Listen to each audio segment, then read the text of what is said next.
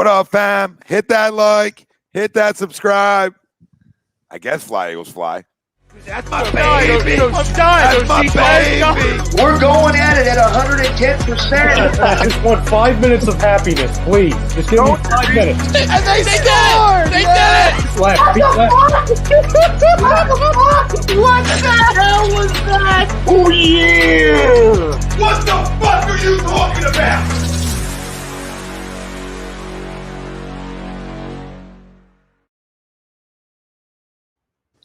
Folks, Bob Mannery here, and you're listening to Agree to Disagree, the flagship, only on A2D Radio. Uncle Sweeps, Nick DelGozzo, the legendary Brian Wilson, and the fucking man himself, Tom Arnone. These three guys from Jersey bringing you real talk with no agenda. You don't like them? Tough shit. It's their show, and they're going to say whatever the hell they goddamn want.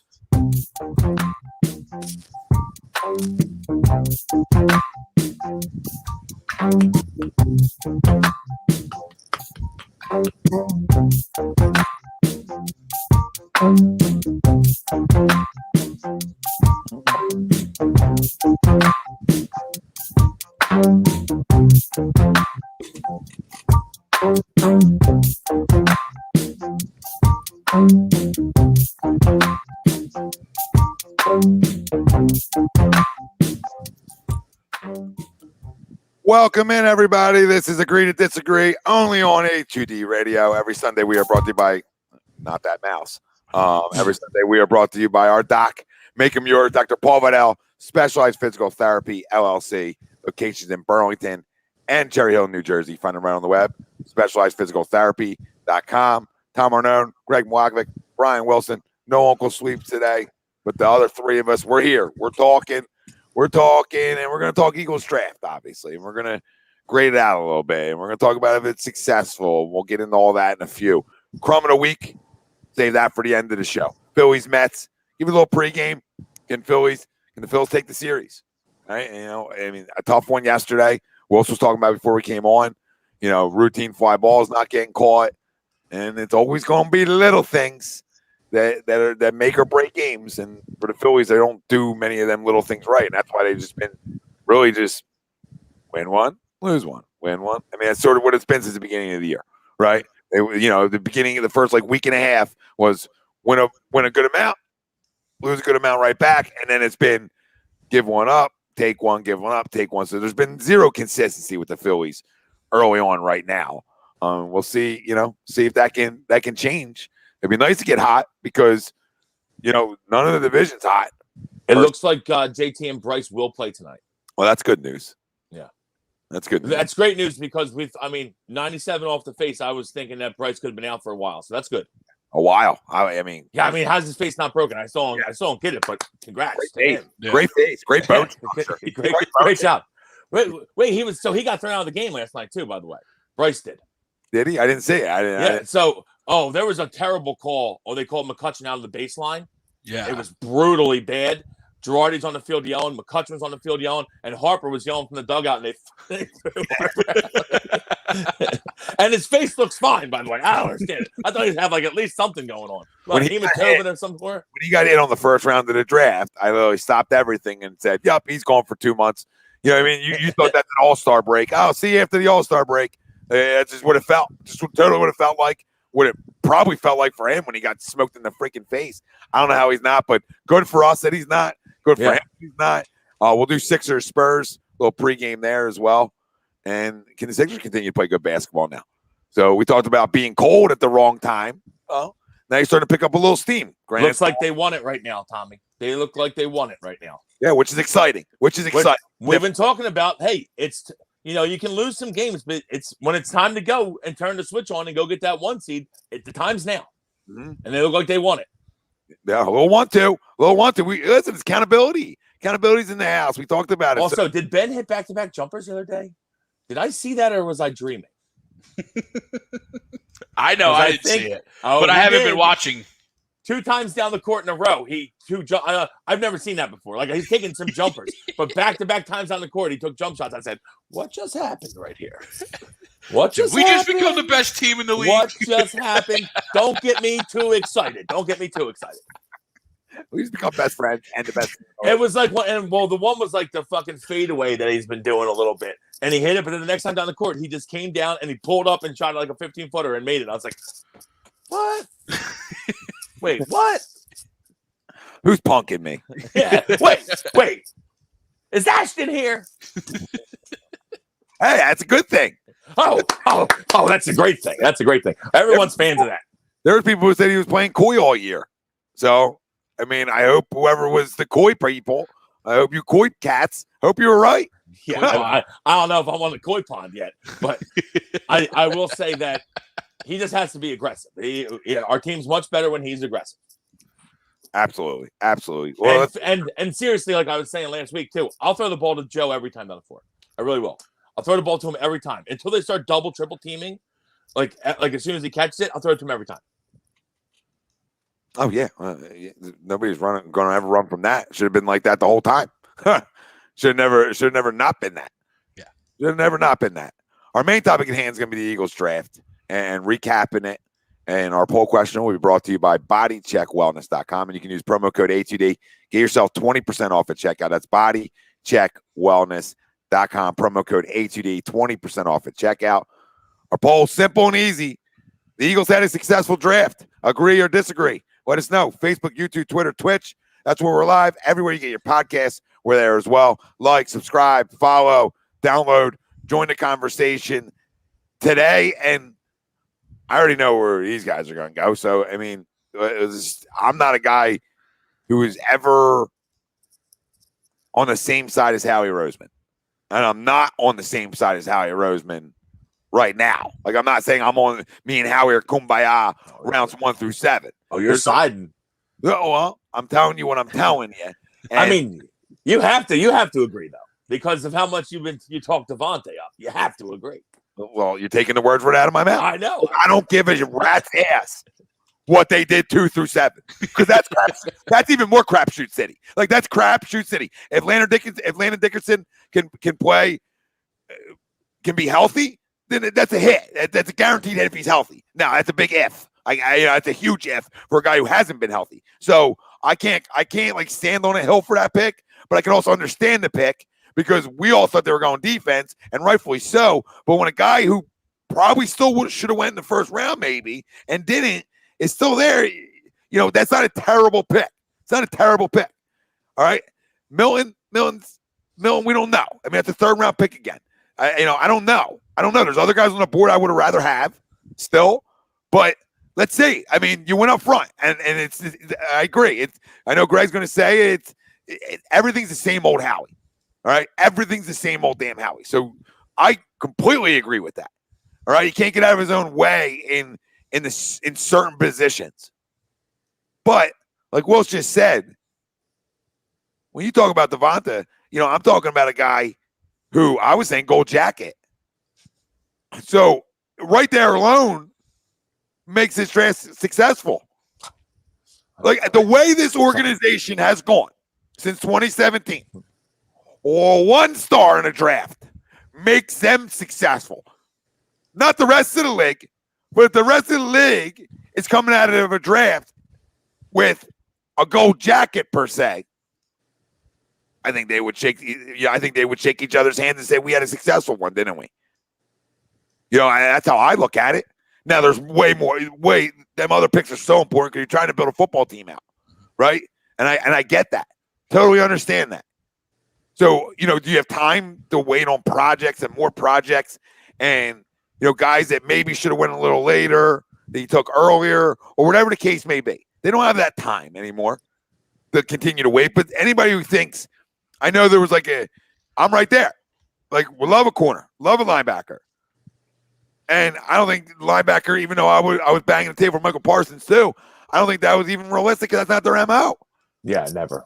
Now, corner's more their MO. And when I was telling people, realize that we probably have 3 first-round picks next year, so everybody just calm down, that we'll never get that young corner.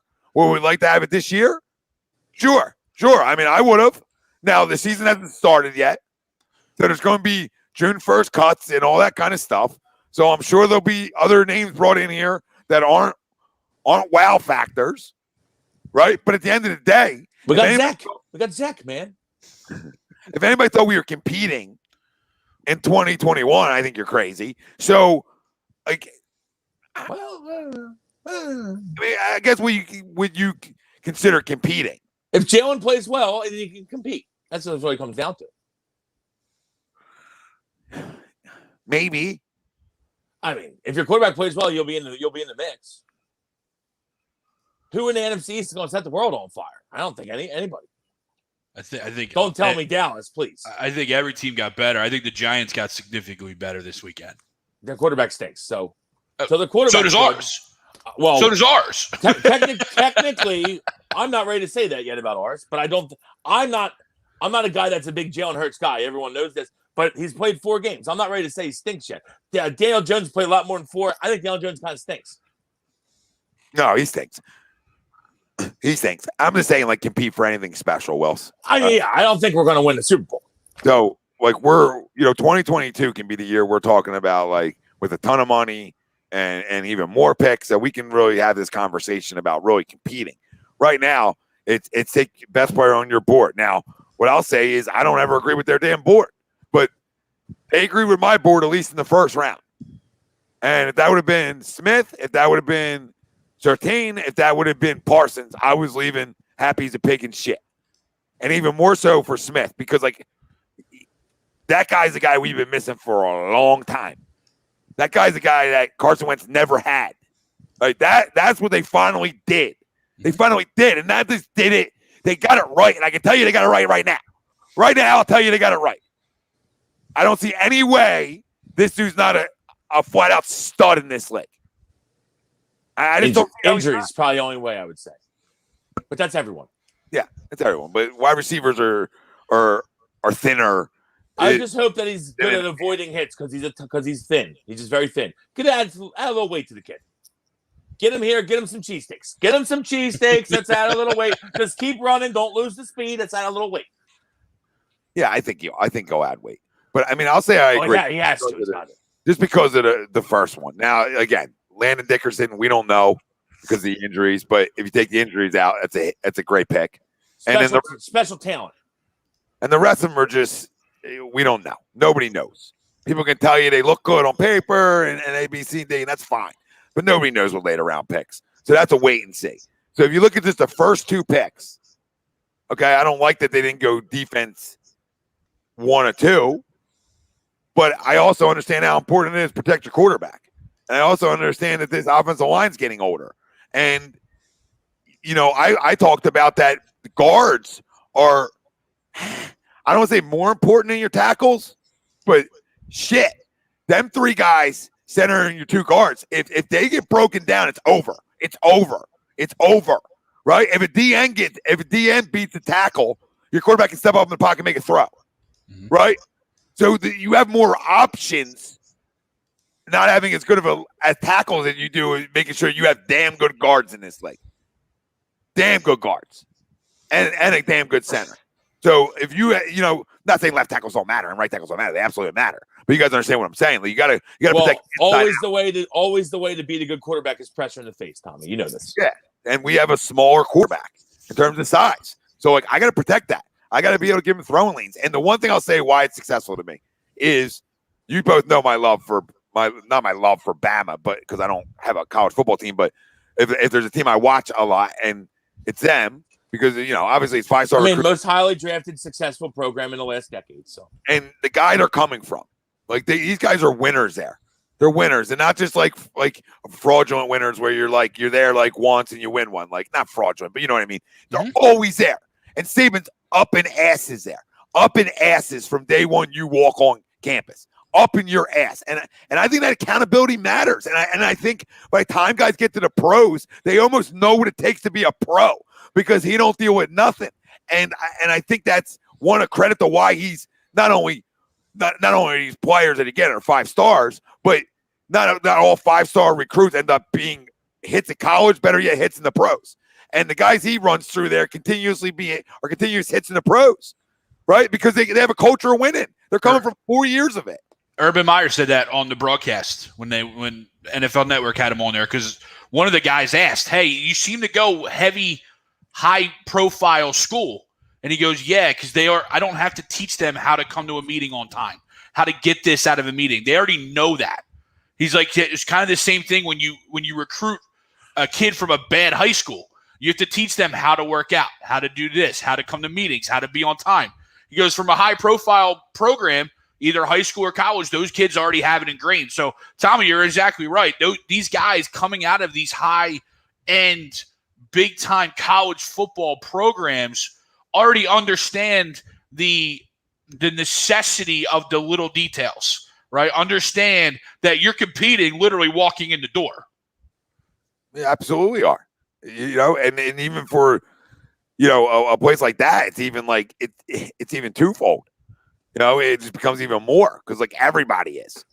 Not that everybody isn't in other schools, but like everybody is. Mm-hmm. It's like it's like everybody wants to go there especially for certain positions, right? And I think having them two types of guys when you're trying to build a winning organization again, I think it's important, and I think it's important to have workers. And if I might be wrong, but was he one of their offensive captains too? Oh, absolutely. Yeah. Yes. So he's one of the offensive captains, and and the other guy's a flat out pimp. The other guy's a flat out pimp, the best route runner in the draft, right? Maybe the best hands in the draft. And that's what a guy like Jamar Chase in the draft, right? Like that's how much I love DeVonta Smith, is that Jamar Chase I don't dislike, but I have him second because that's how good I think this kid is. And that doesn't mean Chase isn't going to be a stud. You know what I mean? It's just that's how high I got this guy. He's a can't miss. Like Wilson, if he just stays healthy, it's a can't miss. It's really can't miss. A route runner, explosive, can do it all. Can run every route in your little tree. Every route you want ran. Probably has a little chip on his shoulder too. I'm the Heisman Trophy winner. I set all the records last year, and I go third receiver taken. Yeah. So what do you guys say to the poll? Family out there, what do you say? The Eagles had a successful draft. Agree or disagree? Bri, you want to go? Sure, I'll go. I'm not ready to agree to this. I'll say I don't think it was unsuccessful. I'm not going to but I'm going to disagree with the poll. I don't think it was unsuccessful though. I like the DeVonta pick. Listen, everyone seemed to know that they had 4 targets here. The other 3 were gone. So you go up and you get your guy. I'm always a fan of that move. You go up and you get your guy. So I like the DeVonta pick. Am I nervous that he's 160 fucking pounds? Yes, I am. But I like the pick. He's explosive. Everyone's seen him make plays. Fucking first half of the national championship game, no one could touch the motherfucker. So, I'm happy. Landon Dickerson, first round talent, can play guard or center very well. Probably can play tackle if you need to. We're not gonna need him to, but guard and center very well. I love the kid. I think he's a great pick. I think he's a great player. The injury history bothers me, and it should bother everyone. 4 major injuries, 2 ACLs. He fits right in. Hey, drop him right in the O-line. He fits. Guys with great talent that get hurt a lot. That's our O-line. So we'll see. If he can stay healthy, it could be a great pick. That's a big if. It's a very big if. And to me, there's defenders on the board I'd rather have in that spot. But I like the kid, and if he's healthy, it is a great pick. And like you said, Tommy, you got to protect Jalen. Jalen's your guy. You got to protect him. So now Milton, 3rd round. I don't know much about him. I think anyone tells you that they do know much about him, they're probably fucking lying to you. Louisiana Tech, not on a lot. I like the fact that he's a strong guy, 500-pound bench presser. Looks like, according to Mel liked him, whatever that means. But Mel seemed to like him. I don't know. Jury's out. It seemed like kind of a reach, kind of a project pick. So I don't know. But like you said, we don't really have a whole lot of them in the rotation there behind Fletcher and Hargrave. And Hargrave didn't play great last year. So hopefully he can come in and make some plays. Because, again, that's a spot that I probably would have went corner. And then you go Zech MCPhearson, right? Not Zach. No, not Zach. Zech. I love the fact that he's got an Eagles jersey all ready to go and he's got it on. Love that out of the kid. Can he actually play? I don't know. Big 12 corners, not something I usually go after. The fact that he couldn't hack it at Penn State and went to Texas Tech, I didn't see people like, oh, I watched him at Penn State. Did you? Because he didn't play on the field. So I don't know where you watch him. You watch him still on the fucking sideline, I guess. But yeah, I don't know. I don't know much about him. And a 4th round corner, I'm not up in arms with. We can't draft fucking 1st and 2nd round corners. I think we're going to draft a 4th rounder. No chance. So, and then the rest of the draft, I don't know. We're drafting DNs, but we're saying they're linebackers. I don't fucking know. We got a running back that people seem to like, but he's another fucking small guy. Howie's got a fucking favorite, you know? He's another small guy. Darren Sproles, fucking receiver out of the backfield type. I know Chuck's jerked off. Everyone's happy. I don't know. I don't know much about Kenneth. Hopefully he plays well. I know he sat out last year. Maybe he goes higher if he doesn't sit out. So maybe a little bit of a steal there. Yeah, he goes higher. I mean, he's probably in the top 3 rounds. So maybe a little bit of a steal there. But again, it's another fucking small guy. I would prefer a bigger back right now on the team. Because, I mean, Miles already bounced everything outside, so we have no one running through the tackles. I don't know. I'm not ready to say it's successful, but it's not an unsuccessful draft. I'm here on it. Yeah, I don't hate the draft. I'll say that. But again, it's more reaches than I'd like. I feel like, and I'm not saying the 2nd round pick was a reach because I feel like he has 1st round talent. But it's a guy that's with an injury history, and we need more defensive players. So to me, it's kind of not the greatest pick. And then 3rd is a guy that seems like a project. 4th is a guy that I don't even know if he can play. And okay, maybe the running back is pretty good. And then after 5th round, I don't fucking care who you pick because if they even get on the team, I'll be happy. So I don't know. Yeah, don't think I helped you much there, but I don't know. No, I like DeVonta, and that's kind of where I'm at as well, right? So I disagreed at a poll. What I will give Howie credit for is the way he did play the board early, right? You traded back. You had a sense of sitting there, knowing you wanted Pitts or Chase at 6, knowing they weren't going to be there. Trade back to 12, seeing you needed to jump the Giants to get Smith, and he went back up. Didn't give up much. Still have your potential 3 first round picks next year, and still got your guy. I like that. After seeing how the draft played out, I probably would have wished you would have went Parsons first, though. If you would have went Smith and then took a legit linebacker later on, I'm kumbaya on picks 1 and 2. The Dickerson pick, after thinking about it, doesn't really bother me that much, just because that's the Eagles' MO. Of taking a lineman. I really like it. Again, though, I said this, I think, on Friday night on the show. Those first 2 picks to me are always are hamster wheel picks because we screwed up the previous year. Right? So it's like we're going back to the same well where we could have gone somewhere else. Right? We didn't draft a center in the 3rd round. We traded with Dallas last year to let them take the center. And we, of course, took Jalen Reagor instead of either Patrick Queen or Justin Jefferson. One of the 2, right? So now you make up for them. Cool. I get it. Make up for it. You got 2 studs there. Hopefully they both can stay healthy. More or less Dickerson on that, right? And then the rest of the draft, this isn't more or less about the kids and the players we draft. It's just what we drafted. They're all the same things we already kind of have, right? We didn't invest in an actual linebacker. We invested in a bunch of kids that probably fit better at linebacker, but we haven't so far been able to develop any of those types of guys, right? That safety that's probably more of a linebacker. That DN that's probably more of a linebacker. New regime, though, Greg, I will say. Agreed. Regime. And we kept going back to the defensive line. The defensive line makes up 29% of our salary cap. So we're going back to the same spot where we spend all of our money in free agency and with our current guys. I get the depth isn't there that we want, but that's why we sign these high-priced guys so that we don't need that much depth when we ignore other positions. So that's the big thing to me. Has nothing really to do with who we drafted or when we drafted them.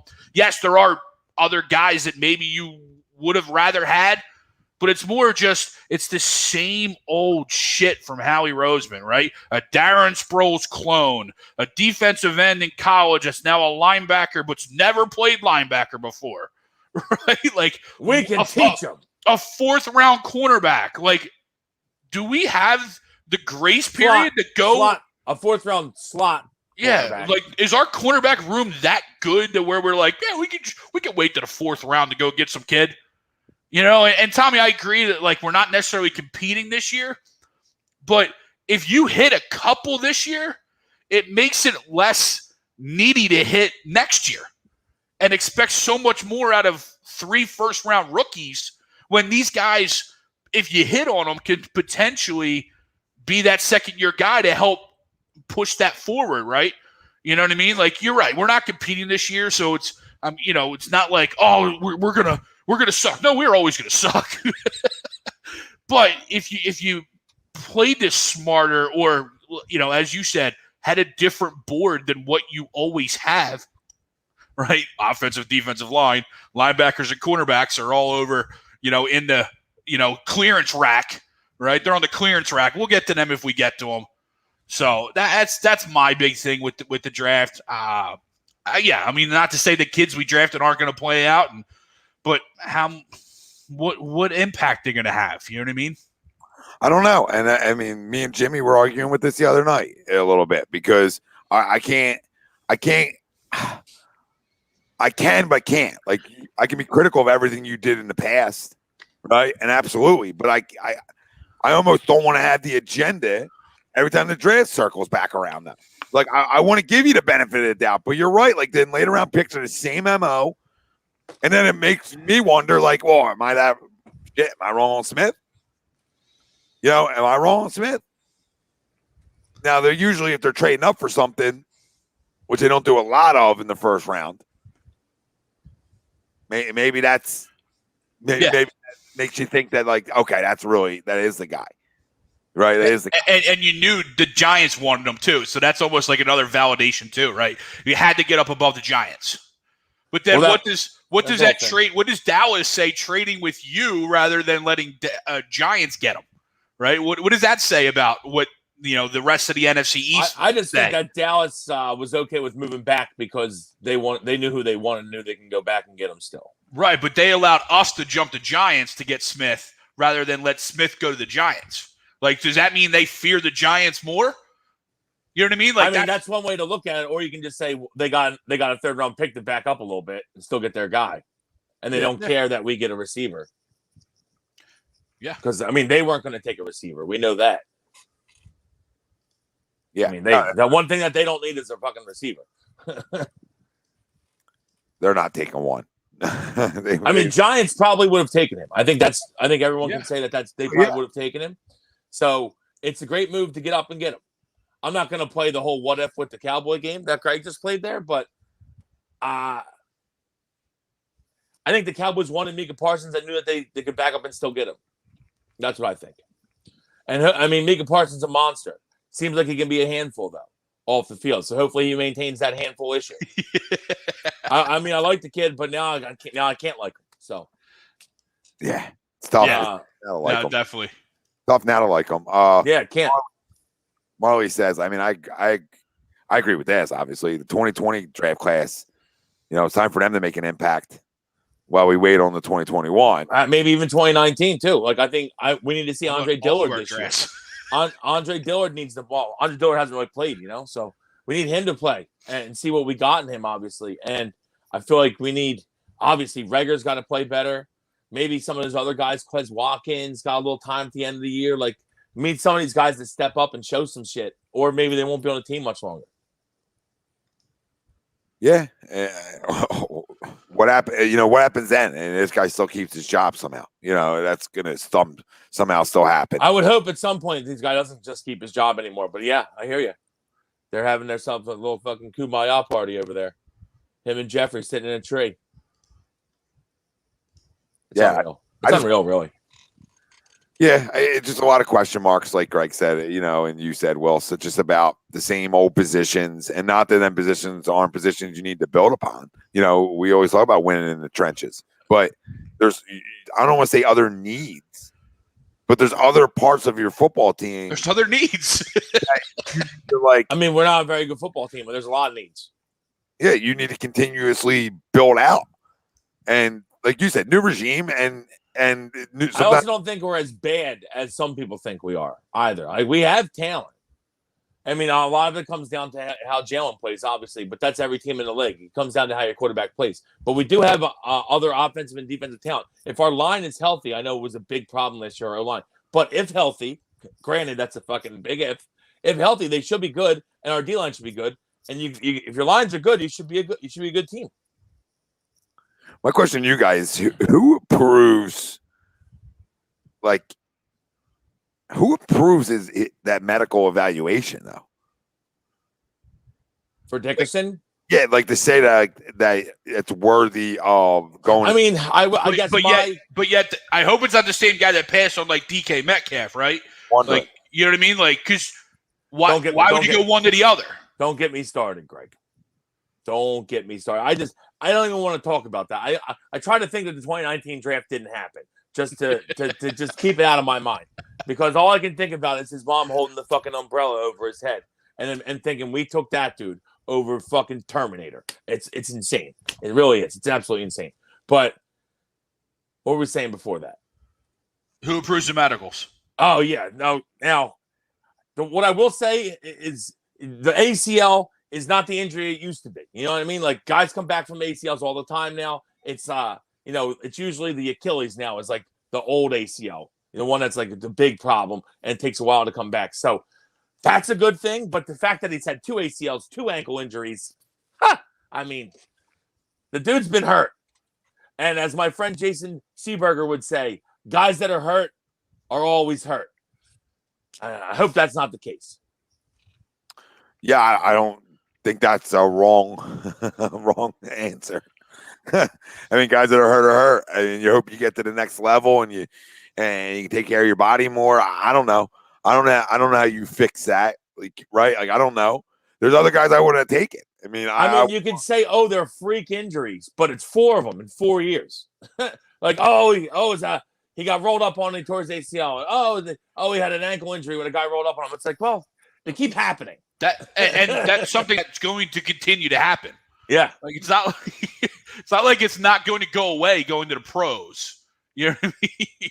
That being said, when the kid's on the field, he's a stud, though. Landon Dickerson is an absolute stud. He's a first-round talent for sure. So that part of it, you can say, okay, I mean, we know the kid can play. Just will he be on the field? And he's actually very versatile. He can play guard or center. I would assume he's going to be the heir apparent to Jason Kelce whenever Kelce's done here.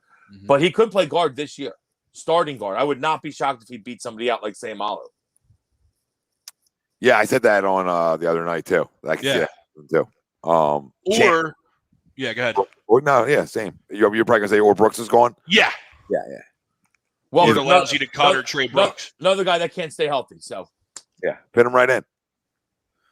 Whose ACL wants to go first? It's like we're stuck on that fucking turny thing. We can't get off. Where's the opening at here?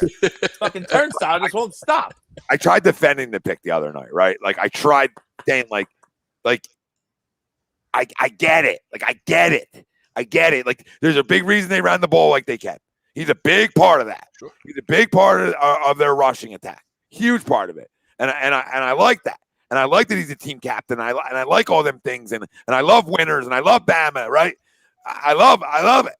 Okay, but you couldn't have, like, you're okay with his medical in the second round, but you're not okay with, like, a Dylan Moses medical in the 7th?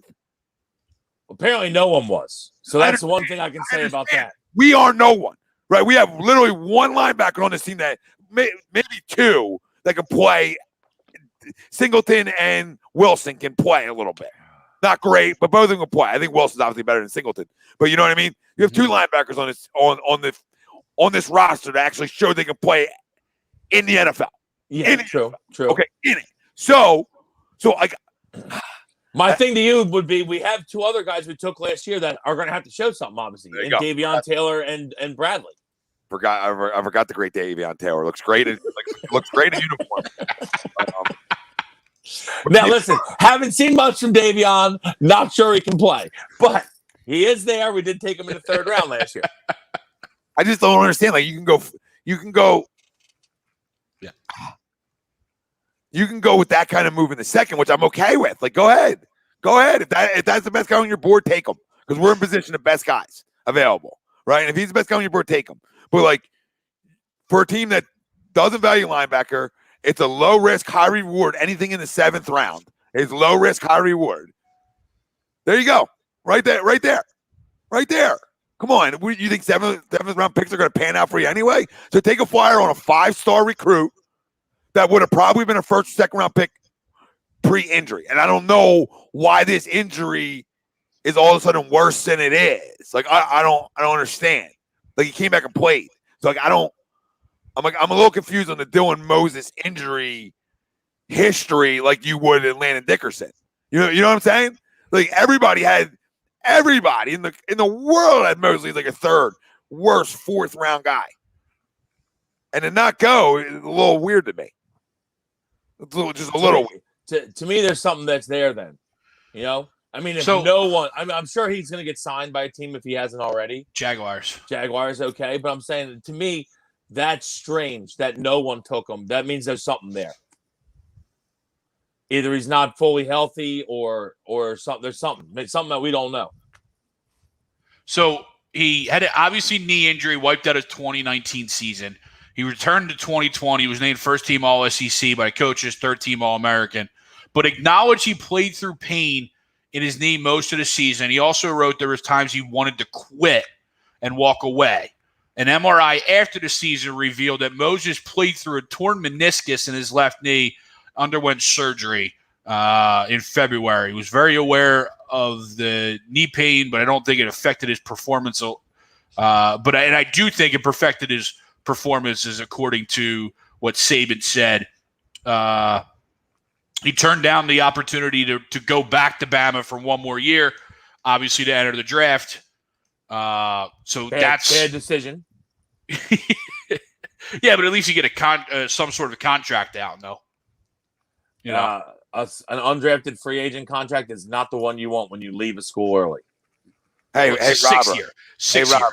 Hey, Robert, he might be garbage, dude, but we're talking about in the 7th round. So you name me 7th rounders that. Yeah, I was going to say, first off, as a 6th or 7th round flyer, you can take a flyer on that guy. That's a guy that was all SEC twice. That's the guy that can play football. We know that he can play football. That was kind of like my crux of this draft, right? You know, I'm not saying Dylan Moses is going to be healthy and ever going to play, right? But at least draft a guy that's played linebacker. Not a safety that's never played linebacker. Not a DN that's never played linebacker. At least play with a guy when you put on tape, you know he plays. Yeah. Like you're probably going to cut these guys anyway. Exactly. These 6th and 7th round picks. You're going to cut them anyway. So why not draft a guy that's actually shown he can play? Fucking 4th through 7th we might cut. Absolutely. Too many people fall in love with these like later round picks. It's actually guys love the draft. I don't really get it, to be honest. I mean, the draft doesn't do much for me ever since Goodell ruined it. Scumbag fuck. When it was a Saturday event, it was great. This fucking Thursday, Friday fucking nonsense. I hate it. Marky, are we really going to have a conversation like this in what was that? Was that round 7? No, round 6. We were really going to have a conversation like this about Yeah, will he even make the team is the question. JaCoby Stevens. Like, are we really going to have that conversation? The guy's 212 pounds. I mean, you can tell me you can play linebacker, and it's like I'm going to tell you you're fucking out of your mind. You better be strong as shit, or you better be at least 225. It's like the new hybrid thing, though, right? Everyone loves the hybrid linebacker. You just drafted that one. I know. Like you said, you just drafted Davion Taylor. So, I mean, I don't know. They're just like we always say, Tommy. Howie's got a type. Howie's got a type. Small running backs, injured O linemen, fucking tiny receivers. He played 2 spots at LSU. I mean, listen, these are late picks. They're 99% of the time not hits. Like 99% of the time not hits. So yeah, there's 200. There's 200 guys that get cut for every one Jalen Mills. Yeah, and I'm gonna take and Jalen Mills. I mean, a lot of guys call Jalen Mills trash, but Jalen Mills would be a success story from the 7th round or sixth or seventh, whatever he was. He was 6 or 7. No, there's no doubt about it. Mm-hmm. Yeah, I mean, these guys are a dime a dozen. You know what I mean? And you got to look at rounds 1 and 2. Yeah, rounds 1 and 2. So if you want to be critical about round 2, I understand the people that are. If you find something round 5 and later, that's great. That's how you look at that. Like, oh, that's great. But you need to hit 1 through 3. That's where you need to hit. That's where you should get the crux of your team. Rounds 1 through 3. Yeah, and I'm not saying JaCoby Stevens can't play or can't play linebacker, but like if that's your answer to a glaring hole on your roster, that's what I have the issue with. Like that's my issue. Like you have guys that legit play linebacker, that have linebacker bodies that you passed on multiple times. Some of these guys, and then you're gonna try and sell me on. Oh well, we drafted a linebacker. Yeah, but he's built like a safety, though. He's not built like a linebacker. That's what you sold me. Exactly. You guys sold me that last year on Davion Taylor. How'd that work out? In the 3rd. Yeah. And you didn't get that right. Now, the jury's out. Now, all of a sudden, I'm supposed to believe this guy? Jury's out. I mean, it's a big make or break year for a guy like that. So we'll see if he can play. I mean, if you held a gun to my head, I would say probably not. But that's just track record talk. We're not hypothetically holding guns to people's heads here, Tom. You don't do that around here, all right? You don't do that. I will say Gannon really loved the Milton pick. I know people are talking about, like, what do we think about it? I mean, he was jazzed up, but I feel like he gets jazzed up like with a spoon in his coffee. You know what I mean? What are you gonna be? You're gonna be Gannon. Or you're gonna be Donahue in that video. He puts the creamer in the coffee and he's like, and I'll say this. I'll be the first one to say this. The video of Howie in the room makes me not like the pick. I don't know much about the guy. I want to like him. It looks like he could be a player. Could be a steal. Also looks like he could be a project. I mean, we'll see. But the fact that Howie, the little fucking nerd, is, give me a fist pound, everybody. Great job, Jeffrey. And then Donahue's like, yeah, get the fuck away from me, nerd. I love that. And it makes me not like the pick, too.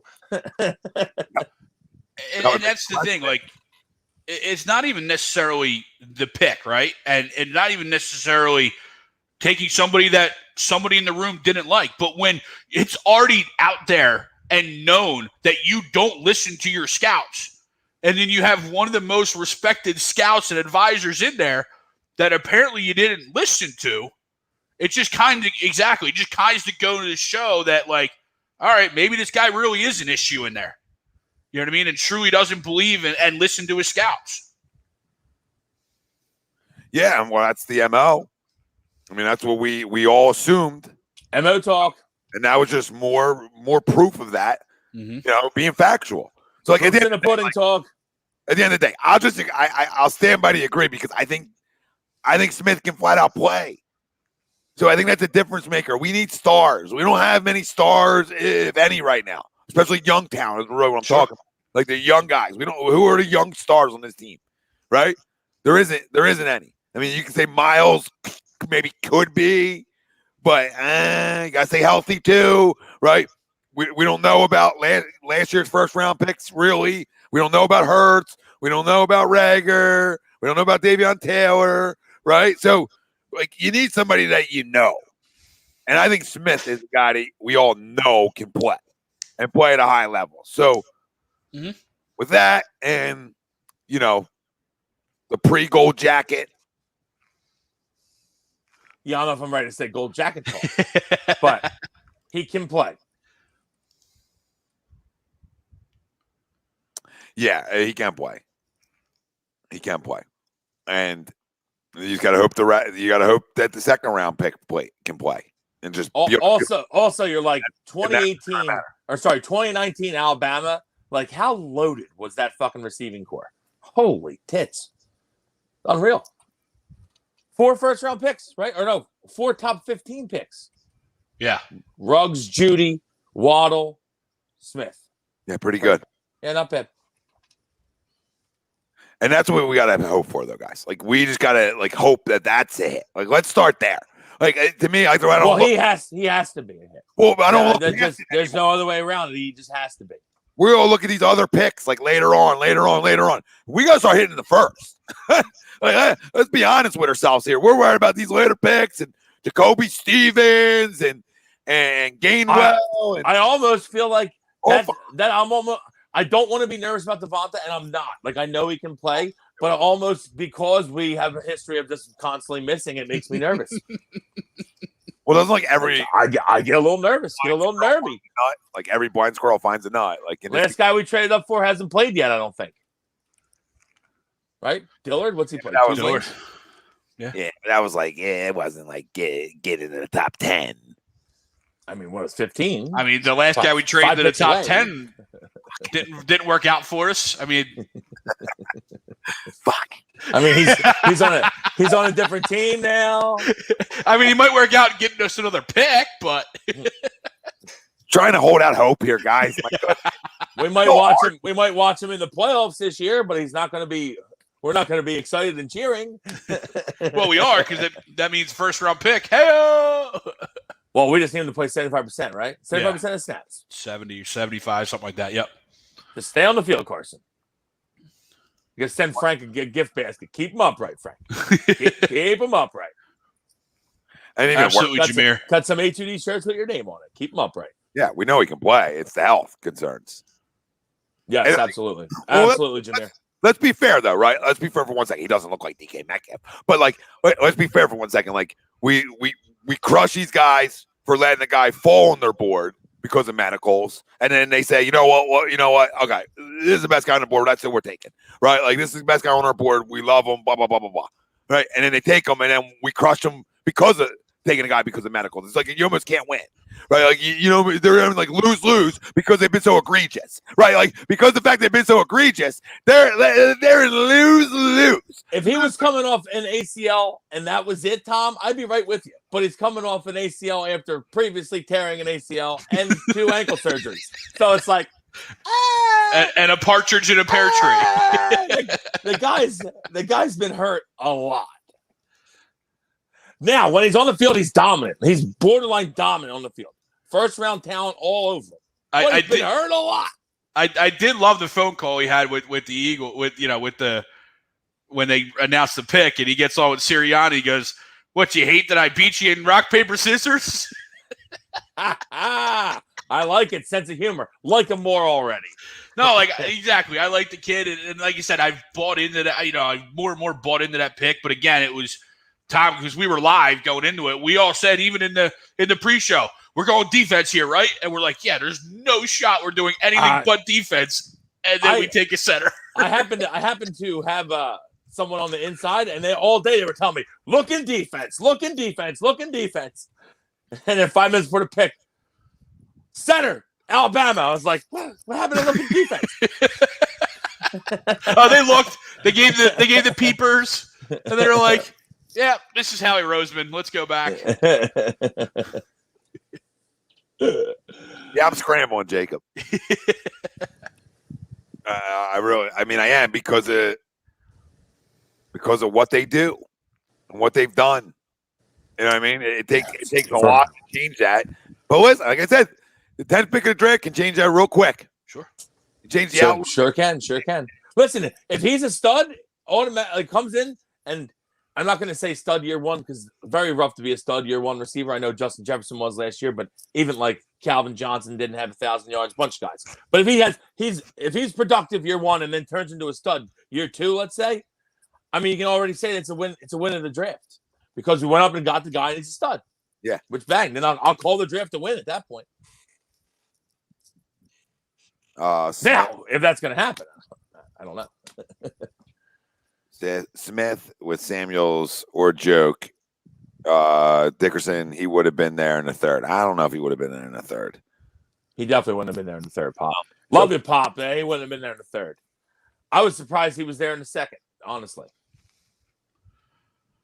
To Pop's point, even if he's not, right? But if you just look at those and say we don't go Dickerson, maybe you go the next center or guard, right? In the third round, if he's not there. That looks a little better than what we currently had. I would have You know what I preferred mean? going defense there, Greg. I mean, I'm not gonna argue with Pop here about that. I would have preferred going defense. I just think the kid can play though. That's all I will say. The kid can play. Absolutely. That's all I was trying to do the other night was just like calm the masses. Like, let's just relax. Like, the dude can play. If you want to be concerned about injuries, be my guest. Welcome to Philly. But, the rest, like, don't question that it being like a reach pick. It's not a reach pick. If you want to say it's reach because of injury, no, because he would have won the first round if he wasn't injured. So it's not a reach pick, right? But is it a scratcher because of need? Yes. But again, we are fucking not in a position to be drafting off a need. Not yet. And that's the only pass I give to Howie Roseman this year because we're not in that position. We're not. So you get like almost like a free, you get a pass on me that you didn't go linebacker or corner, right? Earlier on. Then you always get a pass from me this year. Yeah. Hey, we always say stick to your guns, stick to your board. If there's a guy that drops and he's on top of your board, you should take him. So that's what they did, I think. And so I'm not going to kill them for that. I just get nervous about his health. And like I said, fits right in. Huh? You just got to trust their board. Landon, meet the rest of your offensive linemen. They're just like you. Great talents, always hurt. Philly Green, I mean, I would have no problem with Barmore either.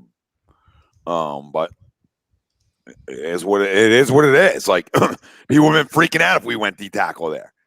Like, people would have been freaking out the same way they freaked out about. I would not have freaked out if we went Barmore there. I'll tell you that. Well, people. That's another first-round talent guy. Oh, I know, but people would have because of the position. Oh, I agree. People were so honed in on linebacker corner there that anything that spit out, I don't understand why. Okay. I would like to talk to the Eagles fans, and I've been saying this for months now, even though everyone's like, oh, we're going to take linebacker early. We don't draft linebackers early. We never have. We never will. Shut the fuck up about it. We won't. We just won't. We can like guys. Oh, we like Micah Parsons. There's no chance we're going to draft him. No fucking chance. There's no chance. I'll say it like I've said it for months. 1979, Jerry Robinson. Last time we took a linebacker in the first round. Okay? We don't draft linebackers early. It does not happen. When's the last time we took a linebacker second round? I couldn't tell you that either. Probably been a long time. We don't draft linebackers early. Ever. It's not going to happen. I would say just don't get so worked up about it because it ain't going to happen. No. So be able to handle that in free agency then. Because, like, you almost have to, like, be able to be like, okay, these are positions we always hit on, right? And figure out what they are because they don't know what they are right now. I'm not sure we know what they are. Well, nobody knows. So find out what positions you hit on. Have to give credit probably on both sides of the line, right? Usually D tackle and O lineman can play that we draft. I don't know about the ends, but usually D tackles and linemen can play that we draft. Who's draft picks though? Yeah, like, it's like more Andy probably. More Andy Chip. And Chip, actually. Yeah. Yeah, I mean, the same MO I get is there. But when in the trenches, every team thinks that way. You know what I mean? Every team tries to build their team through the trenches. Every team tries to draft tackles and guards and centers and D tackle. Doesn't mean they hit them. Yeah. So, that could be your MO, but then hit on them. Then you got to be money on those picks and then spend your money on the positions that you struggle with. And for this football team, where do we begin there too? But, corner, linebacker, then you go get high profile guys and you make a trade for Darius Slay. Like, you do them kinds of things and spend money on places you feel like you can't hit. I guarantee that son of a bitch is so cocky in there that people ask him, why you didn't take a corner early, or, he would say, well, because we have Darius Slay. Like, they're that stupid in there. Like, you just need one. You know what I mean? Like, that's how dumb I feel like they are. Yeah, I agree with you there, Tom, because, I mean, let's be honest. It is a passing league now more than it's ever been. Everyone throws the ball. Everyone throws football over the field. There's a ton of great receivers in the league. Yeah, you need two competent outside corners, and right now we only have one. Yeah. Stop. And we have one that's coming off probably the worst year he's ever had as a pro. I mean, he got diced up 3 times by star receivers last year. Now, they are star receivers, but hey, you're facing a star receiver every week. Yeah. You can't get diced up every time. No, that means you're not a good corner. You know what I mean? That would make you not as good of a corner as people think you are then. Which also wouldn't shock me. But this team like went corners before in the draft, and both of them 2 corners that they took second and third round picks aren't even on the roster anymore, and they're successful somewhere else. So like that, that's also another slap in the face. Then like not saying them both guys are like hits, but like they're better than any second corner on this football team. Absolutely. Rasul Douglas and Sidney Jones are better than any second, or better than Avonte Maddox playing the outside. I mean, Avonte Maddox we've seen is a slot corner. He's had any success he's had in the slot. He hasn't had on the outside. So that's why, to me, it's a head scratcher when you draft Zech McPhearson, who seems like a slot corner to me. Yep. So that's a head scratcher. I would have thought that you would have tried to go, like, to me, the Milton Williams pick. Again, I don't know much about the kid. I like the kid's power. It seems like a lot of guys like this kid, like a lot of the analysts that have done studies on him really liked him. I don't know much about him. Looks like he's a strong, powerful kid, but I would have went corner there. There's corners there that were available. I think that's what Donahue was so mad about, is that he wanted to go corner there. I know a lot of people were upset about Asante Samuel Jr. in the second round. To me, I wouldn't have won Asante Samuel Jr. There's a couple other corners I had higher than him. I think he's more of a slot corner too. I think he develops more as a slot corner in the NFL. But there's guys that were there in the third round. So this Milton Williams, he better be a player, because there was guys that were there that could have been an outside corner, maybe day one on our roster at least. Yeah, no, for sure. And same thing with Williams, right? Like the kid might be good, might be a little bit of a project, right? I was on with Nate and B Diddy at the time, and they both played defensive line, and they both said, hey, kid looks like he's got power, but he looked a little stiff. Now, of course, you can fix that, right? And loosen those hips up, get Deshaun Watson's masseuse line and get, loosen them up. But we're going to Louisiana Tech in the third round? We're going to Louisiana Tech in the third round, like on a COVID year? Like, who did they play? Like, what was that competition like at Louisiana Tech? I'm going to guess, I don't know. Who are they playing down there? Is it Tulane? Probably some Tulane? Yeah. The Green Wave of Tulane? Who are they? They're not. I mean, I don't know. And maybe that's why, he was upset. But, I mean, I can't be critical of the school there. Because, I mean, they did finally, like, answer the bell on drafting some guys from Alabama. Yeah, and I'm not trying to get, like, and I'm not trying to be that. Yeah, and I don't care where guys went. Guys can come from anywhere and be able to play. That's obviously. That's I know what Greg's saying. But I hear you, though, Greg. I'm with you. I know what I'm saying. Guys can come from anywhere and play, sure. Though, so I'm not going to say that they can't. I would be ripping them apart if they didn't go Bama twice in a row for me finally. And now I'm going to be critical of Louisiana Tech. Like, you can have that one. You know what I mean? Like, that's like, go ahead. That one's free of charge. But the other side of that too is like in a COVID year where you couldn't see them in person. Like, you know what I mean? Like, everything was done. All right, we're going to play rock, paper, scissors over Zoom. Like, there was no in-person stuff this year. That's kind of the other side of that, right? You know what I mean? Because you're absolutely right. I mean, Jerry Rice came out of the middle of nowhere, right? Mississippi Valley State. Yeah, I mean, so you're going to have guys, absolutely. If you can play, you can play. It don't matter. But in a Chattanooga. In a COVID year, and you can't see somebody in person, that's where I'm just like, maybe I'll jump on the Tommy. Just stick to the SEC, and we're good. No, but he did show out though, like in his pro day, right? I mean, he absolutely. He had a really, really good showing. That's what everyone said. He had a great short shuttle, great cone. Like, all his numbers are really good.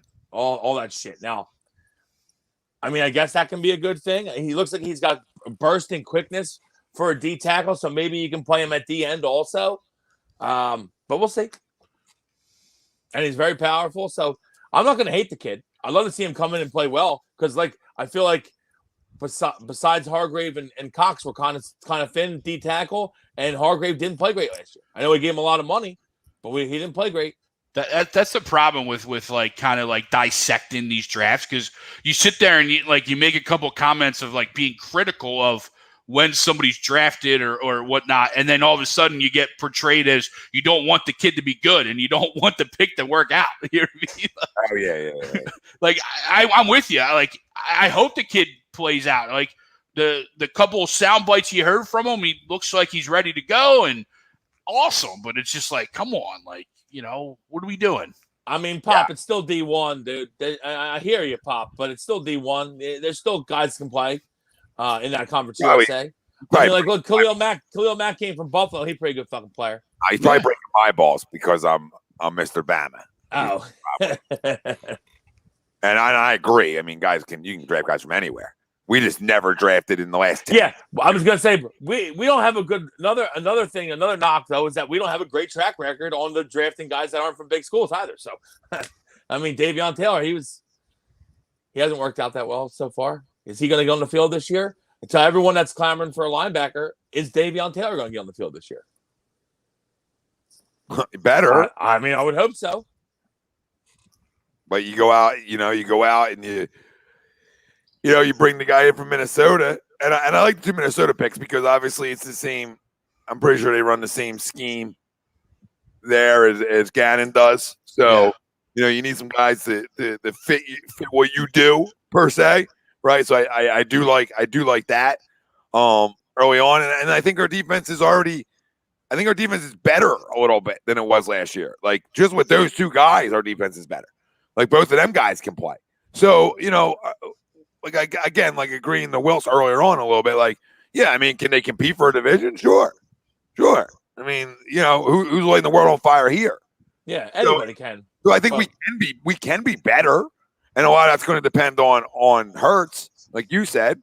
But getting them weapons helps guys too, and especially a guy that either he's familiar with and has chemistry with. So I do love that.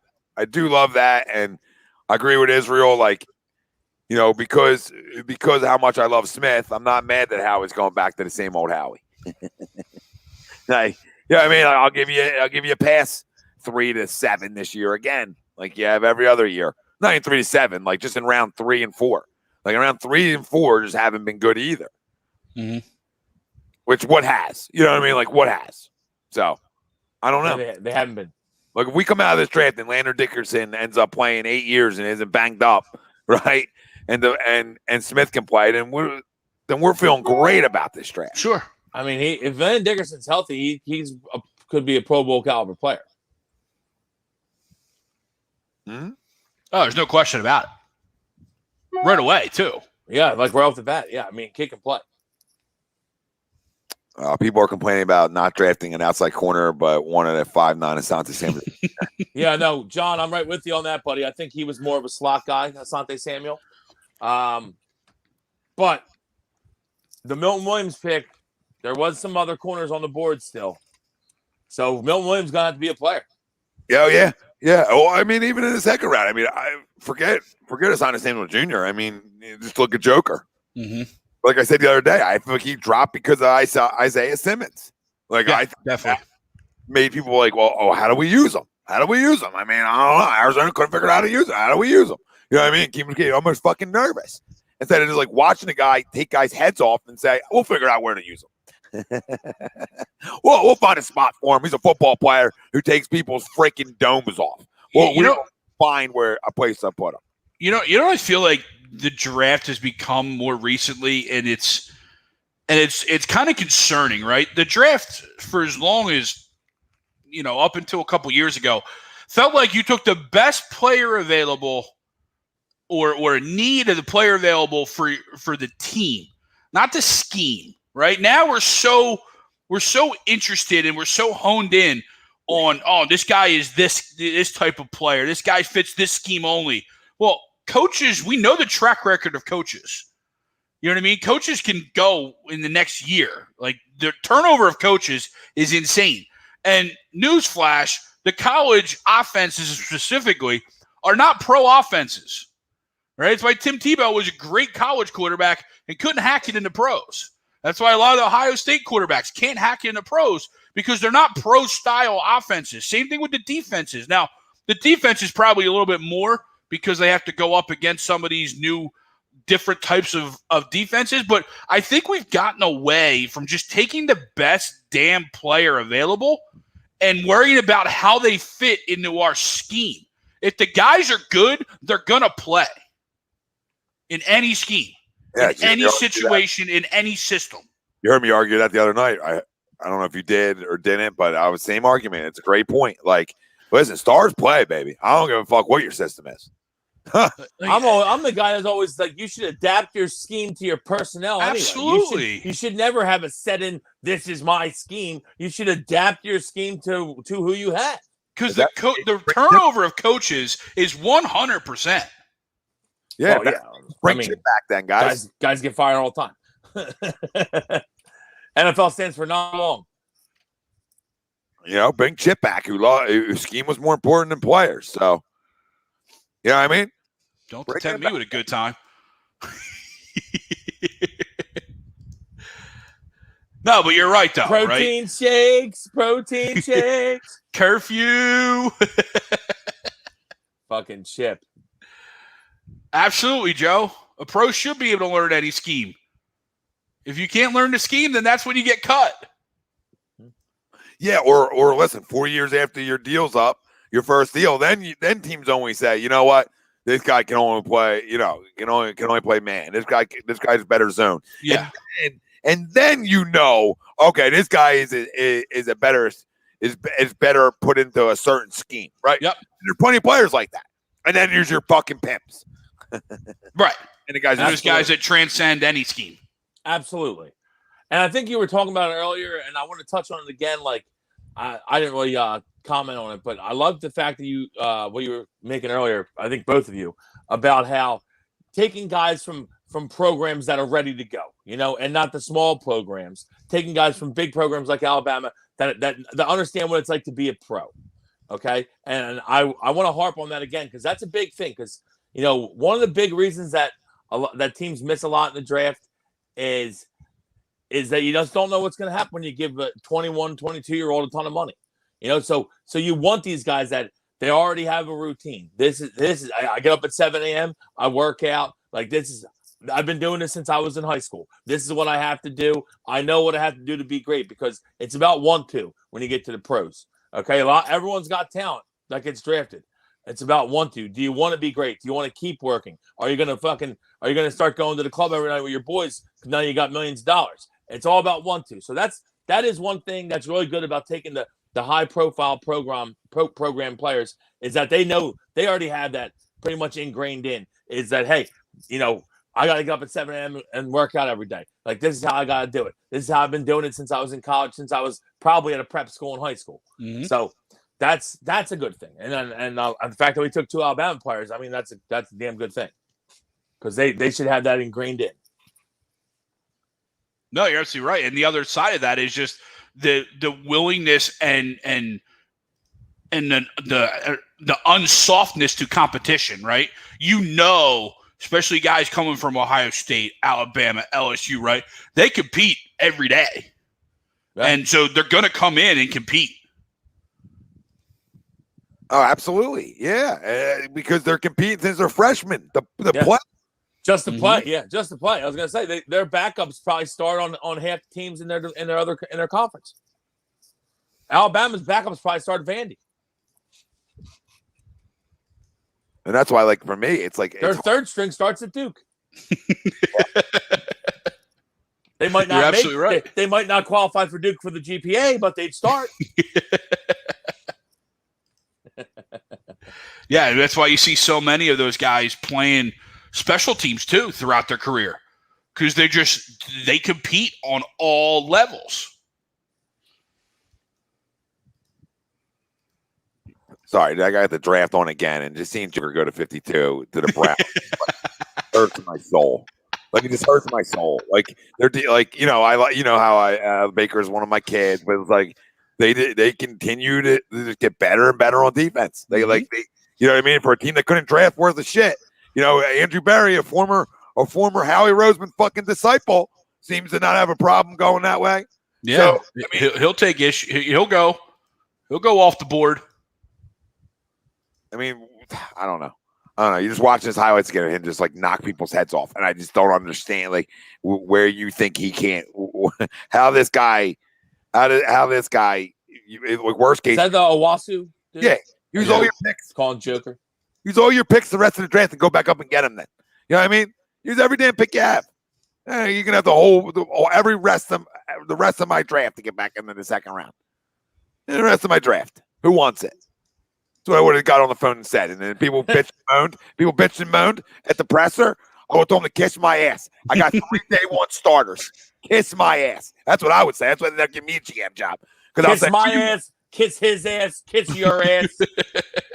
Then I'll call all 3 and say, you better be able to play. Yeah. If you can't play, you're out.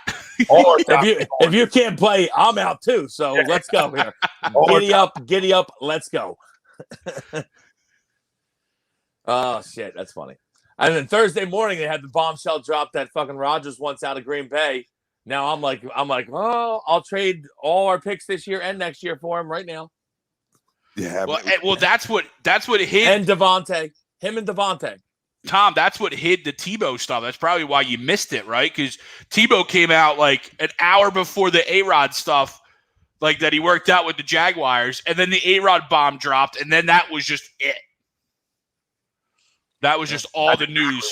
Yep, that's exactly why. That's it. That's crazy. And I love the people that were like, you would trade all those picks for Aaron Rodgers? Fuck, would you not? What's wrong with you? Oh, he's 36. I don't give a fuck. Play him, get 2-3 years out of him, maybe a Super Bowl or 2. Fucking A. I'll trade for him in a heartbeat. If I was any of those teams that he listed, Raiders, Broncos, San Fran, how do we get them? What do we got to do? Now I know Green Bay doesn't want to trade him, but seems to be a little sour over there. And Broncos are funny to me because you're the definition of like win now. Well, that's because Elway, right? Yeah, I figure probably. Well, yeah, but same reason that Payton wanted to go there. Yeah, but you're just in the definition of win now, though. Like you are ready to win. You're ready to win. You're a quarterback away from winning. You have the skill position players, right? Especially on the outside. I mean, I would think so. You got everything a guy would want to come. Well, then didn't they draft the running back too from North Carolina? Yes, Javonte Williams. Williams. They took him as well. Yes, and he's a possible first round talent guy. And Melvin, you got Ingram still too. And you got Melvin, and you got did they sign Melvin Ingram too? They had him last year. No, Melvin Gordon. Melvin Gordon. Yeah. I was like, well, because Melvin Ingram left Baltimore. I forget where he went though. No, but then they have Judy, and they have the Philip Lindsay, the kid that was hurt last year. Cortland Sutton. They have KJ Hamler. They got guys that can play. I like their Noah Fant too. I like their tight end. So Mark Ingram, not Melvin Ingram. Oh, Joke has a heart condition. Mark Ingram went to the Texans. Yeah, you're thinking Mark Ingram. Melvin Ingram. Yeah. Who, the running back? Melvin Ingram's a D end. Yeah, Melvin Ingram plays. Melvin Ingram's a D end. Yes. Gordon was the guy. They both. He can play though. If someone was trading for Melvin Ingram, I'll take Melvin Ingram. Take him too. He's another guy that's always hurt, but when he's on the field, he can play. I like Najee going to a team like I don't despise. I think that Pittsburgh and Najee Harris might be the perfectest match of anyone in the first round is Pittsburgh and Najee Harris because he's going to fill in perfectly there. He's probably a top for you fantasy guys out there. He's probably a top 10 fantasy pick this year. He's going to get the ball. He's probably a top 15 talent in the draft. Oh yeah, right there. Maybe top 12. I mean, I know running backs don't go that high anymore, and I'm number one of you shouldn't take a running back top 5. I hate guys that take running back top 5 because they're a dime a dozen. But when you look at Pittsburgh, you're like, damn, James Conner really regressed the last 2 years, and they're really hurting not being able to run the football. Insert Najee Harris. Hey, yo, let's go. Yeah, but you know what it is? It's having a feel for the room. And something we don't do well here often is have that feel for the room. And the circle back, it's just a feel for the room again. It really is. And it's not the first or second round picks because I love both of them. It's after that, like Greg talked about earlier, why I would never give this, like, I'll A+ the first 2 picks because I know they can play. Now I won't A+ Landon because I'm more of like a B there. B minus because the injury. Yeah, with the injury history, you can't be. Right, but I'll at least A the first 2 rounds as an average because I'm A plus on Smith, and if I'm B minus, then you know what I mean, then I'm an A. Right? Yeah. But We got ourselves to a 90 there. Yeah. We figured out how to get to a 90 there. 89.6. It's like we're back in high school. We're rounding up. Gail Gaynor always rounded up to the 90. We gotta round that shit up. Shout out, Gail. Shout out, Gail. but so the rest of it's like, one, it's always unknown. But it's like, again, you're right. It's the same MO. And that's scary. Yeah. And that's scary because you don't have the feel for the room. And they've had a feel for the room in terms of like wide receiver, which they haven't for a while. But now it's like all they want to do. Yeah. You know what I mean? So now you would hope that they don't have to go receiver anymore for a little while. At least top 2 rounds. You would hope that we don't have to go receiver for a couple years now. I would also think that this is a humongous year for Jalen Hurts. Obviously, we all know that. But with the fact that we probably will have 3 first-round picks next year, it's if Hurts plays well, then we can address other things with those first-round picks. If Hurts don't play well, we might have to trade them picks to get up and get the quarterback that we want. And there's a lot of quarterbacks next year. Yeah. There's a lot. A lot of good, interesting prospects, too, like Spencer Rattler from Oklahoma. You had another kid from Georgia. You had the kid from Liberty. You know, not great. The kid from Liberty can't really throw the ball, but it depends. You know what I mean? Like, depends on what you're looking for. There's a ton of quarterbacks next year. Yeah, I've already started looking at the way too early we're not mock looking drafts. we're not looking at the kid from Liberty, Greg. Okay. No, I know. Someone in a way too early mock draft had him going to the Falcons in round 1 next year. Listen, Hugh Freeze, calm yourself. Where was the where was the other one I just saw? I mean, obviously Jaguars had a good draft. I thought the Jaguars had a great draft. I love the fact that you went and you got your quarterback, and you're like, I might as well bring his running back in too. Why not? And I love Travis Etienne, so you're never going to see a bad word from me out of him. I love that kid. Maybe a little too much use in college, you know, if you're looking at a running back because he's had the ball a lot. But I love that kid. But he comes into that situation, he splits carries with Greg Robinson. He doesn't have to be the guy, so he kind of like takes a little bit of load off. We'll see. He might be the guy though. But I hear Greg Robinson had a really good year last year. Yeah, but running backs are a dime a dozen. Guys have good years. But I hear you. I hear you. Now I will say running back. I will say that they have a good. You'll find 3 guys off the street and say, "Here we go. Let's go." I mean, Denver used to do that every year. They would just bring another one in. Like Mike, they were like, "Oh, we lost Clinton Portis. That's fine. We'll just bring in the Landis Gary. He'll run for 1,500. Oh, he's going. How about Mike Anderson? Never heard of him. He'll run for 1,500. Who's the other guy that they had too? They had another one. Fucking, they all ran for 1,500. Crazy. Shit. I had another one I wanted to say too. I think the Jets had a good draft. I thought the Jets had a very good draft. If you get now. It remains to be seen whether Zach Wilson's going to be good, but at that position, and you go get your guy. To me, he's the second best quarterback in the draft, so you got to take him there. And then you go and you get him Vera Tucker, who I love. I think Vera Tucker could be a Pro Bowler in the league. You go and you get Vera Tucker to protect him. That's a smart move because obviously Sam Darnold was never protected, was hurt a ton. So if you're going to give the keys to this kid, you got to get somebody to protect him. You got on that side already with him. Compared to last year. So, I mean, you're really doing, like you said, you're doing the opposite of what they did for Darnold. That's Joe Douglas handprints all over it, right? Yep, I mean, absolutely. Another guy who's going to build through the trenches and understands, you know, I gotta protect my QB's blind side, and you know they've done that the last 2 drafts, and I don't know what Kyle Wilson will be, but if you can protect guys in this league that have the kind of ability he has, he can be successful. You know what I mean? If he can, absolutely, he can flat out be successful. There's going to be misses on these quarterbacks. And, you know, the worst trade, I think I'm going to stand by it. I think it's San Francisco 49ers. And I don't care what anybody says. I mean, you did not need to go up to 3 to get him. Simple as that. That's why it's bad. Simple as that. Thank you. Time's yours. Thank you. Tom, I wanted to say everyone out there, okay? And now Trey Lance could be great, okay? He could be great. He could be great. Is there anyone who thinks that they could have First of all, I think they could have had him at 12. Mm-hmm. I don't think he even had a trade. I think they could have had Lance at 12. And if they couldn't have him at 12, they definitely could have traded up to like 9 and got him. You didn't have to go to 3. You gave up way too much. Because they what we did. And first off, exactly. You could do what we did. You could have went from 12 to 9 and give up a second round pick, a third round pick, and got him. You know what I mean? So I just think it's rushing, and I'll say it again. I think the Jets played with him. I think the Jets toyed with him. I think Joe Douglas won one right there, because I think that they didn't think that they were going quarterback, because there was a lot of speculation coming out that they were thinking about holding on to Sam Darnold. Yeah, came out in their media guide freaking 4 days before he was dealt.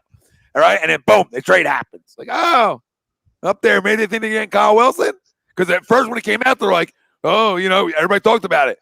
When it first happened, the Niners going up. Maybe they're in the Kyle Wilson sweepstakes now if the Jets don't go there. Shanahan put on a good face, though. So, this is our kid the whole time. Okay.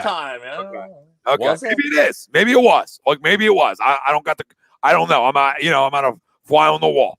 But I know there's a lot of screwing around that happens. I know that a kid that's only thrown the ball 300 times in college is a kid that I don't know. I can't take top 5. No. He's thrown 300 passes. What are we talking about? There's not enough. It's one. If you threw 300 passes at and for anyone that's out there, I think he threw the least amount of passes of anyone that's been drafted in the first round quarterback in the last 20 years. That's a lot. That's a lot. That's really John Lynch and Kyle Shanahan better be right about that one, because if not, bye. Could be another L for you, Kyle. But I mean, listen, if that's your guy, you go get him. I get that. But if there's any thought that you thought you had a chance with Zach Wilson, then you got played.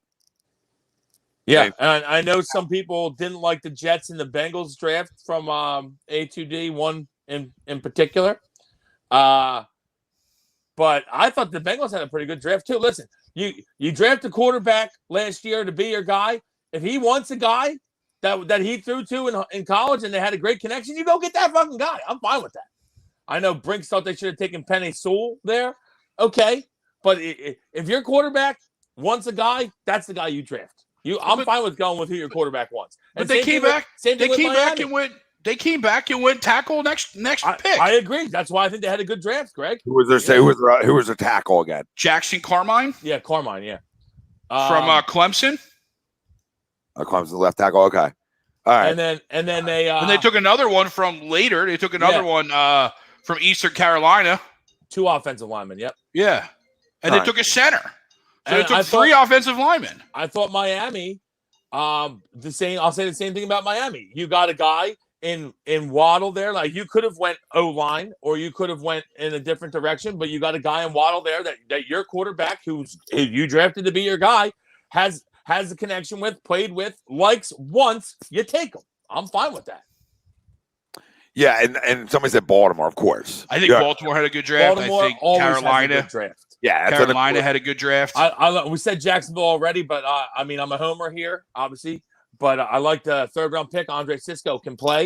Yep. That Jacksonville had. I think the Jags had a very good draft. And I will give. I hate to do this. The Dallas Cowboys had a good draft.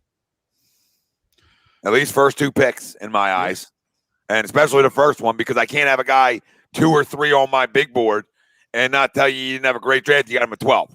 So I actually think the Giants had a pretty good draft too. I know they missed out on DeVonta Smith, but they got a 1st round pick next year, and they've still got a position. They got a really good haul for that pick. You're right. Yeah, really good haul, and they still got a skill position player in the 1st. And I thought they made some good picks later in the later rounds. The Giants may have had a pretty good draft. Gettleman was out there moving and shaking.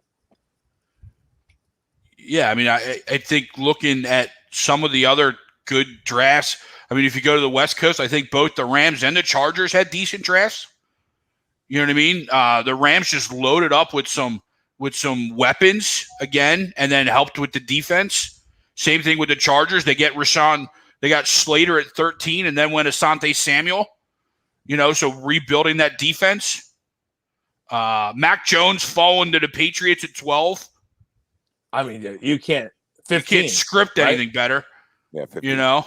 Or 15. Yeah, I mean, for the Patriots had a good draft strictly because they didn't have to move up, and the quarterback that they probably wanted outside of Lawrence falls in their lap. I mean, you can't ask for anything better if you're a Patriots fan. Agreed. Yeah, John, I didn't pay attention to their 3rd round pick, so I don't care. Like I'm a guy like after the first 2, it's like I don't give a shit. There's going to, we'll see. It's a lot of we'll sees. Not that there isn't talent still on the board, because there is, and not mean you can't hit in the 3rd because you can and you should. But I just, I'm just a 1 or 2 dayer. I got if I want to be the football team I want to be, I hit them picks. Simple as that. If I want to continue to have success, I'm going to slightly disagree. I think the 3rd round matters, but after the 3rd, I'm right with you. No, I can. Yeah, I'm not take it or leave it. It doesn't matter. But if I'm hitting 1-2 all day, I don't even give a shit about it. But no, true. But we haven't been hitting 1-2. No, yeah. I'm just speaking in general. I got you. Like me personally, I don't care about it. Like I care enough to go check out who we took, but it's not like, you know what I mean? Because you get that. You get the pick like we took, where it's like, who? Like I gotta go look this guy up. So like that's what happens. I'm not getting them rounds 1 and 2. Like most of the time. Once in a while, you have a little knock on the door. Yeah. Once in a while, you got a fireman that you draft. But besides that, usually you understand who the guys are when you take them in the 1st and 2nd round. Shouldn't it be? Once in a while, you got a Watkins, but besides that, usually no. And I think just as a singular, because I don't know if they necessarily had a good draft after it, but the Lions, because I know Don asked the question, Lions getting Sewell at 7 was an absolute steal. Yeah, great spot. He's normally. I mean, he's definitely a top 5 guy in a normal draft where 4 quarterbacks don't go right off the bat, and he's 100% maybe a top 3 guy. Well, you had 3 quarterbacks. 3 quarterbacks, and then you had 3 skill position guys go. Yeah. You had Pitch, Chase, and Waddle.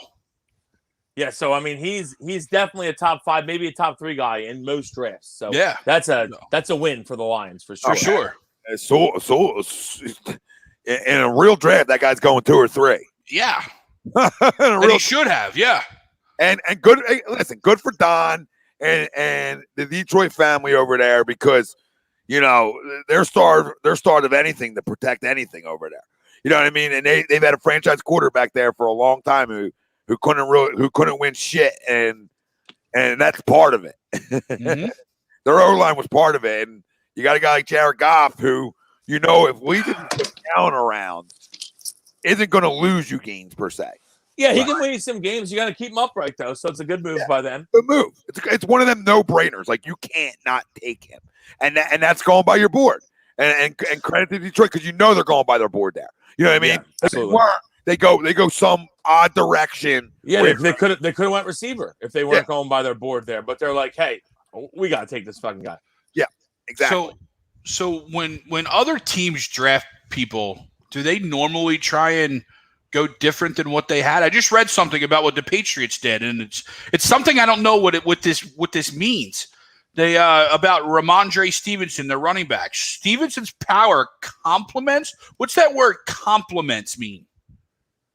Sony Michel, Darian Harrison, James White. Is that good? Should you have running backs and different players complement each other?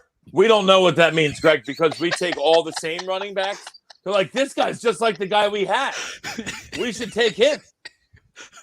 Yeah, I just think in-house they believe Miles can carry it that many times, and I think they're crazy. So, I mean, I'd be willing to agree if I watched him hit a hole. I just feel like he does too much dancing, too much bouncing. I need you to go. And I like Miles. Don't get me wrong. Miles is a home run threat. Miles is a good player. He's got a lot of talent, but he bounces too much to me. A lot of times you just need to go put your head down and get 3 yards. Put your head down and get 4 yards. He does too much bouncing, too many lost yardage carries, and he does a little too much talking, without having the success. So that's why I'm a little down on Miles, but I do like Miles. I think Miles has a lot of talent.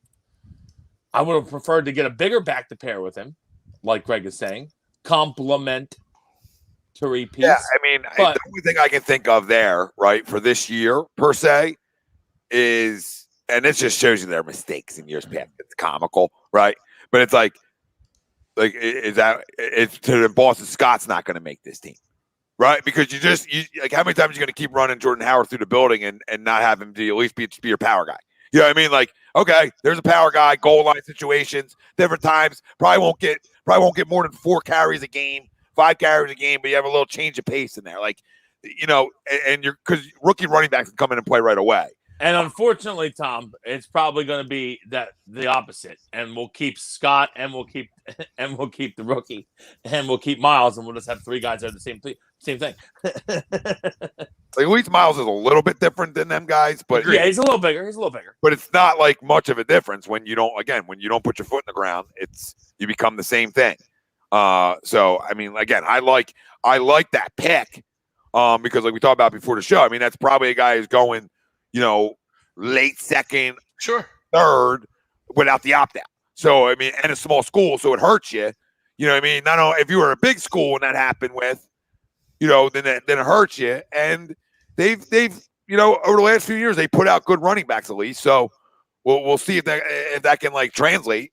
You know, so I mean, Gibson's from there, right? Yeah. I mean, I don't call it, it's not a running back factory at any stretch, but Memphis has had some good backs, though. Yeah, that's what I mean. At least it's a good sign. Like, what's the call was there? I don't think it's Donnell Williams. I don't think it's Donnell Pumphrey. Yeah, D'Angelo Williams. I don't think this is Donnell Pumphrey.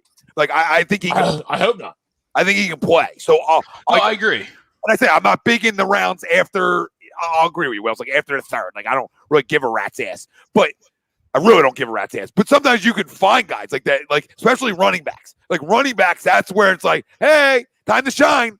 Time to shine. And great clipboard guys. You can find fucking geniuses that are fucking like design offenses for you, like round 6, 7. That's where you fucking find your fucking hey. I Tim Hasselbeck. Yeah, I need to scheme something up for us here. We're going a little stale. We're getting a little stale. That's where I find that guy. But like, overall, I feel like there's 3 guys who are going to play year 1, or sorry, 4. I believe there's 4 guys, maybe 5, that have to play year 1 here. You go 1 through 5, straight through the board. They're all going to get snaps year 1. The only guy who maybe not is Landon, but I think he still gets snaps. Yeah, there's a good chance that he beats out Malo, I'd say. He said he was ready to go on the phone. Now that could be just, you just drafted me in the second round. I got to sell this, that I'm good to go. Nobody's going to say like, hey, coach. Well, he'll be good to go by Coach, I need a couple months. Coach, yeah. Well, you got me. Like, I want to tell you I'm ready to go. But give me that cartwheel I did at Mac Jones's pro day, tweak something. I'll see you. Like, you guys know how I feel about Jalen Hurts, right? I love his toughness. I love that he's a competitor. I love that he stuck it out at Bama for that year, right? They didn't have to. I just love the way he handled the situation. Absolutely. I love all we that. all agree. Absolutely. But like the one thing I want to really rally around, and this is me Kool-Aiding it up, right? Like I can't drink any. Kumbaya, Tommy. Yeah, I can't drink any more Kool-Aid than I'm drinking right this minute. Okay, is that I've been like joking around, critical of Sirianni and rock paper scissors and other things, right? But like I got 3 guys that talk about center, quarterback, wide receiver. That went to a school that I've been begging you to go to. Now, I didn't ask you to go there last year for that. I did not ask you to go like from a great Oklahoma guy, but it's really a Bama guy. Let's be real. That's a Bama guy, really. But look, that's how you start at least building a team that has a great locker room, right? And has kids that are coming there ready to work. Like the one thing I'll say is like when Carson first took over here, the greatest thing we heard was first guy in, last guy to leave. We were literally 6 to fucking midnight. We go fucking jerking each other off, right? We were all like, give me yours for a minute, right? Because we couldn't hear it enough. Give me yours for a minute. Wow. Tom's over here skiing. Dutch runner. I'm not touching yours. It's not gay. You work your arm, work mine. We're not touching each other's dicks. Double Dutch runner. What a great movie. Yeah, right. But it's so true though. Like, I mean, I remember calling you up, like we were giving him, conversational hand jobs because it felt so good. Like it just felt so good hearing them. Like leader, That's Larry Bird. French look Indiana. Look it up. First time, let's go in. Right. Feels so good. Feels so good when he jokes. Age well. Didn't per se age well after the fact, but same thing here though. Like the one thing you can never question is work ethic, and you don't have to have a star quarterback to go to a Super Bowl or contend. You just got to have one that's good enough. Good enough. You just got to be good enough. You got to be able to make plays. Like, if you just got to be good enough in the pocket, hear me out. Good enough in the pocket because make plays in crunch time. Because the rest, I believe you can do, like extend plays, right? Make play, run around and make big plays, right? And run around and throw ball like you did to Deshaun down the field, right? Like I believe you have the ability to do them things because that's what I saw in a small sample size. If you could just be good enough in the pocket, just good enough, all bets are off then. Like all bets are off. I don't have that answer. And none of us do. We don't think so. But none of us have that answer. And I want to pray to freaking God that because of his work ethic, he'll get better at something. That's what I'm freaking holding all my hope into. And which is hard to do. That's the difference. That can change you and make you better. So let's pray. Well, you saw what DeVonta said to him, right? He's like, dude, you stay out of the weight room when he saw him again. It's like dapped him up. He's like, yo, bro, stay out of the weight room. No, and Tommy, you're absolutely right. And I think we've all said that from day one. Is we like the kid, we like the work ethic, we like the character of the kid. It was just always about, can he play from the pocket? Yeah, he's short and he doesn't have a great arm. I mean, besides that, I love everything else about the kid. Those happen to be two pretty big things when you talk about fucking quarterback. Not a lot of short shitty arm quarterbacks out there. Not a lot of them. I guess his arm's stronger than we give it credit for. It's not terrible, but it's definitely lower third of the league. I go back to that throw and in game in the end zone against the Redskins or the Washington football team, right? Like he threw that ball short. Granted, he was on the move, but if that's the type of quarterback you are, you have to be able to make that throw. And he short hopped the wide receiver by 5 yards. Yeah. Yeah. I mean, like we talked about, he's got to be more decisive and be quicker with his decision making, or because the arm's not going to make up for it. Right. Right. So the arm, like in terms of like, a lot of your passes is not going to make up for it. Like Yes. the ability to throw the ball deep. Yeah. I mean, every quarterback in the league does. So, I mean, that's like every legit NFL. Yeah, if you step into the throw, of course you can show it off. But guess what? You can't always step into the throw in the NFL. Can you throw from different arm slots? Can you throw from running different directions?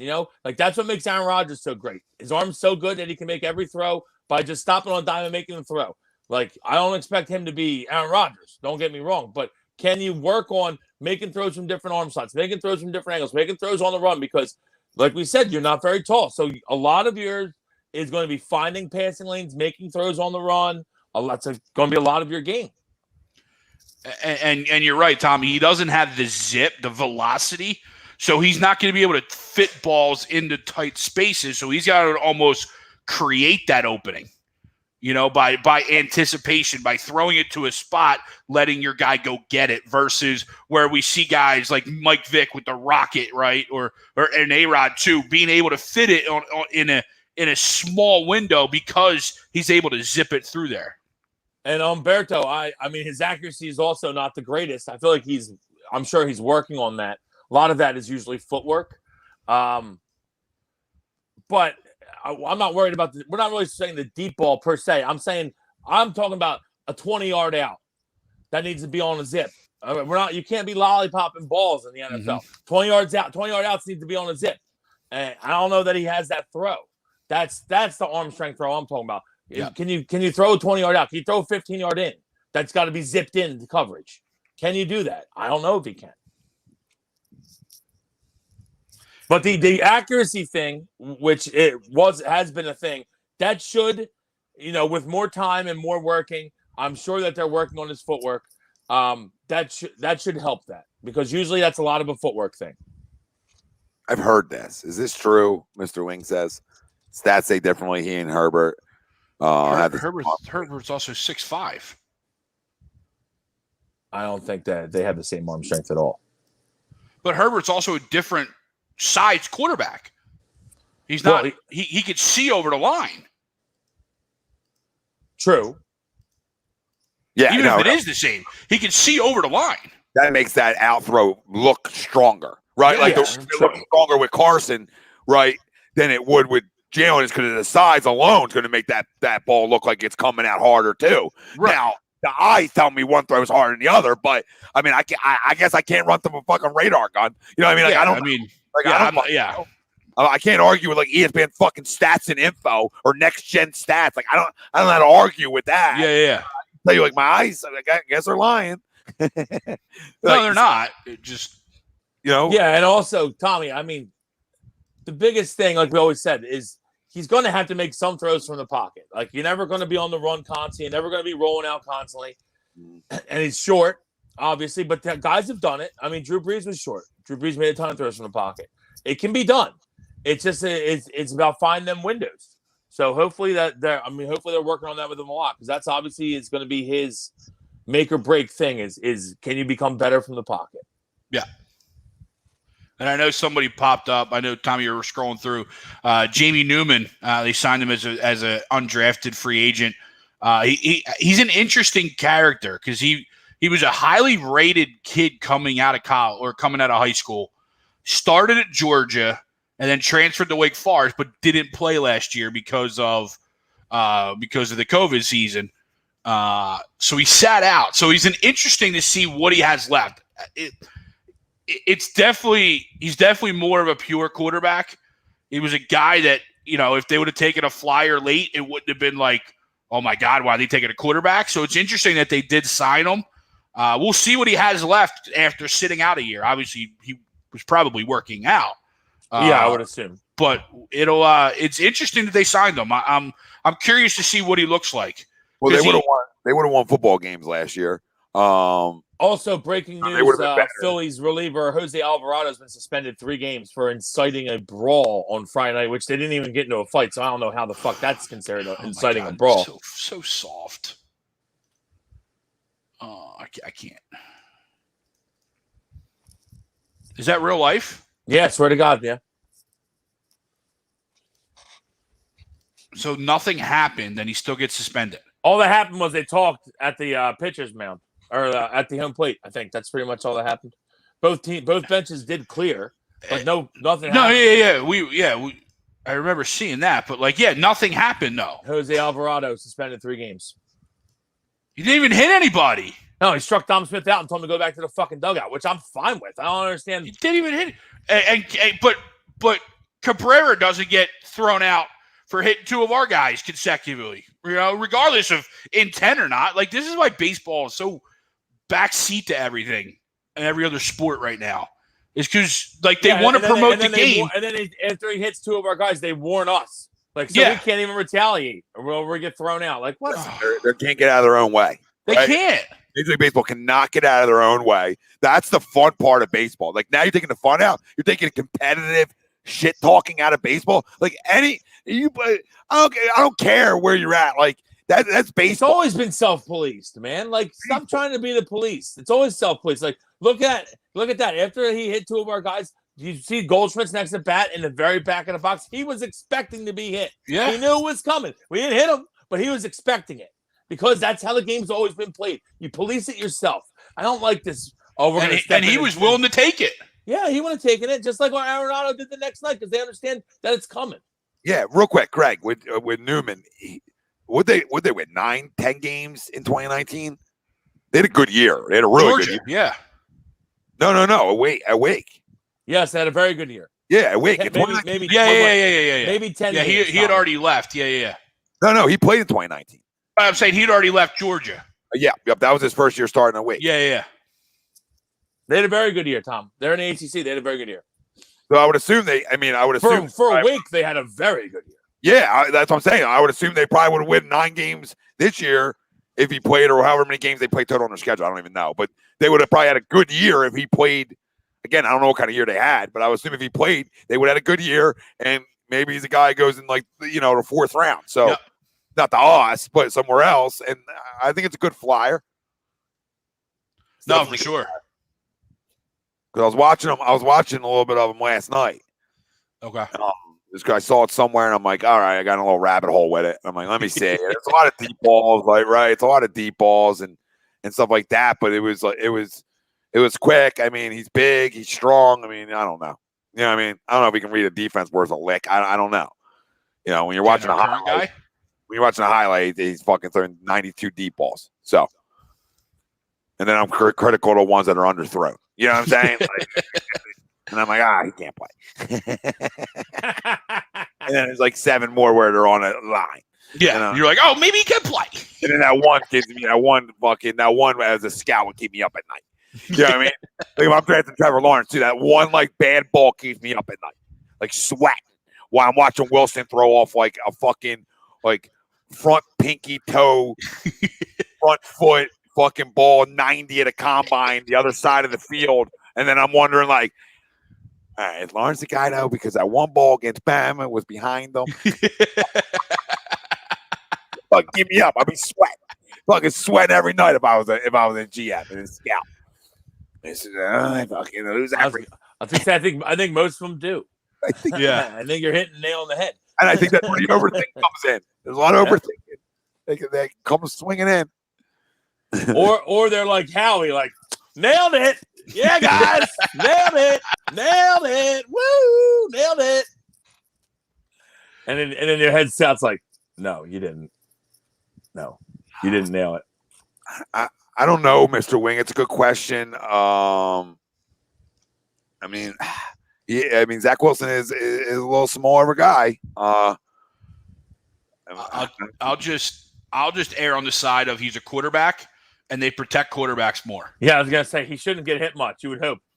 and to that if you're point, a Jets fan, that is, you would hope. And to that point, though, I think Joe Douglas and this draft did a little bit to try and help that, keep him upright, right? Taking Veritekler and then also getting weapons too. They drafted a running back. I forget who it was. They drafted a wide receiver late as well. So actually, I still have it probably up here. I mean, I'll say that for all positions though, like all skill positions outside of running back. Like outside of running back, like they're always trying to make the game safer. Less contact. So the Jets, they Elijah Moore and Michael Carter, the other guy from North Carolina. So people like Michael Carter a lot. They like Michael Carter. They like Elijah Moore. So Elijah Moore. I think he's a really good route runner. Yeah. Ole Miss, right? Ole Miss kid, right? Oh yeah, he can play. He had a couple of monster games this past year. Monster games. He can play.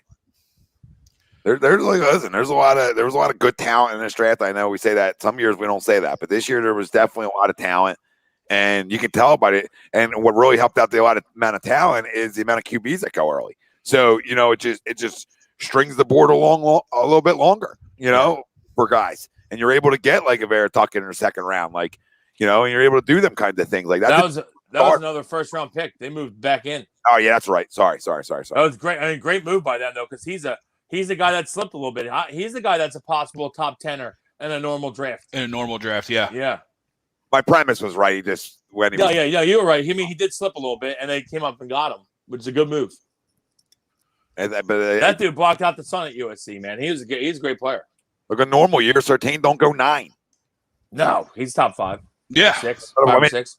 But Horn went before him, so who knows? Well, he would have been the same thing. They usually, obviously this is what only since when we took McNabb was that's many quarterbacks taken this high, right? So that was 99. So it's been 22 years since they've taken this many quarterbacks this high. So that's what pushes everybody else down the board. Yeah. And imagine and think back to that, right? Only one of those guys panned out. Yeah, our guy. Thank God. Thank God it was ours, but only one. Well, Tim Couch got beat up a lot. And he never did pan out, obviously. And then you got Cade McNown was a reach for the Bears. Achilles Smith. Dante Culpepper wasn't bad. Achilles Smith. No, I'm talking about the top 3 guys. Yeah, but 5 went in the top 12 though. Same thing. Yeah, no, you're absolutely right there. But McNown was 12. I think Dante Culpepper was around 10 for the Vikings. He had a decent career, nothing to write home about. But then top 3, obviously, McNabb, Achilles Smith did nothing, and Couch didn't do much. So, I mean, I think, like I said, I think Zach Wilson's going to be a really good NFL quarterback. So, I mean, I think both of them two are good. The Justin Fields. I mean, history will tell you one of them won't be good of those top 3, at least one of them. So, Trey Lance. Yeah, I'm just saying, pretty easy right now. Go with the guy that hasn't proved anything. Yeah. So I mean, I don't know. I mean, I don't hate Justin Fields. So I like the Don. I mean, I hate it for the Bears. I mean, he slipped down. The Bears went up and got him. It's a good move. You know, it's a guy that's you would have thought was going to go top 5. This is my question now. I'm not that huge on Fields, though. Knowing what we know, I like his skill set. Knowing what we know now, and then taking Trubisky over the massage parlor and Mahomes, okay, massage parlor and Mahomes, that this won't work out for them.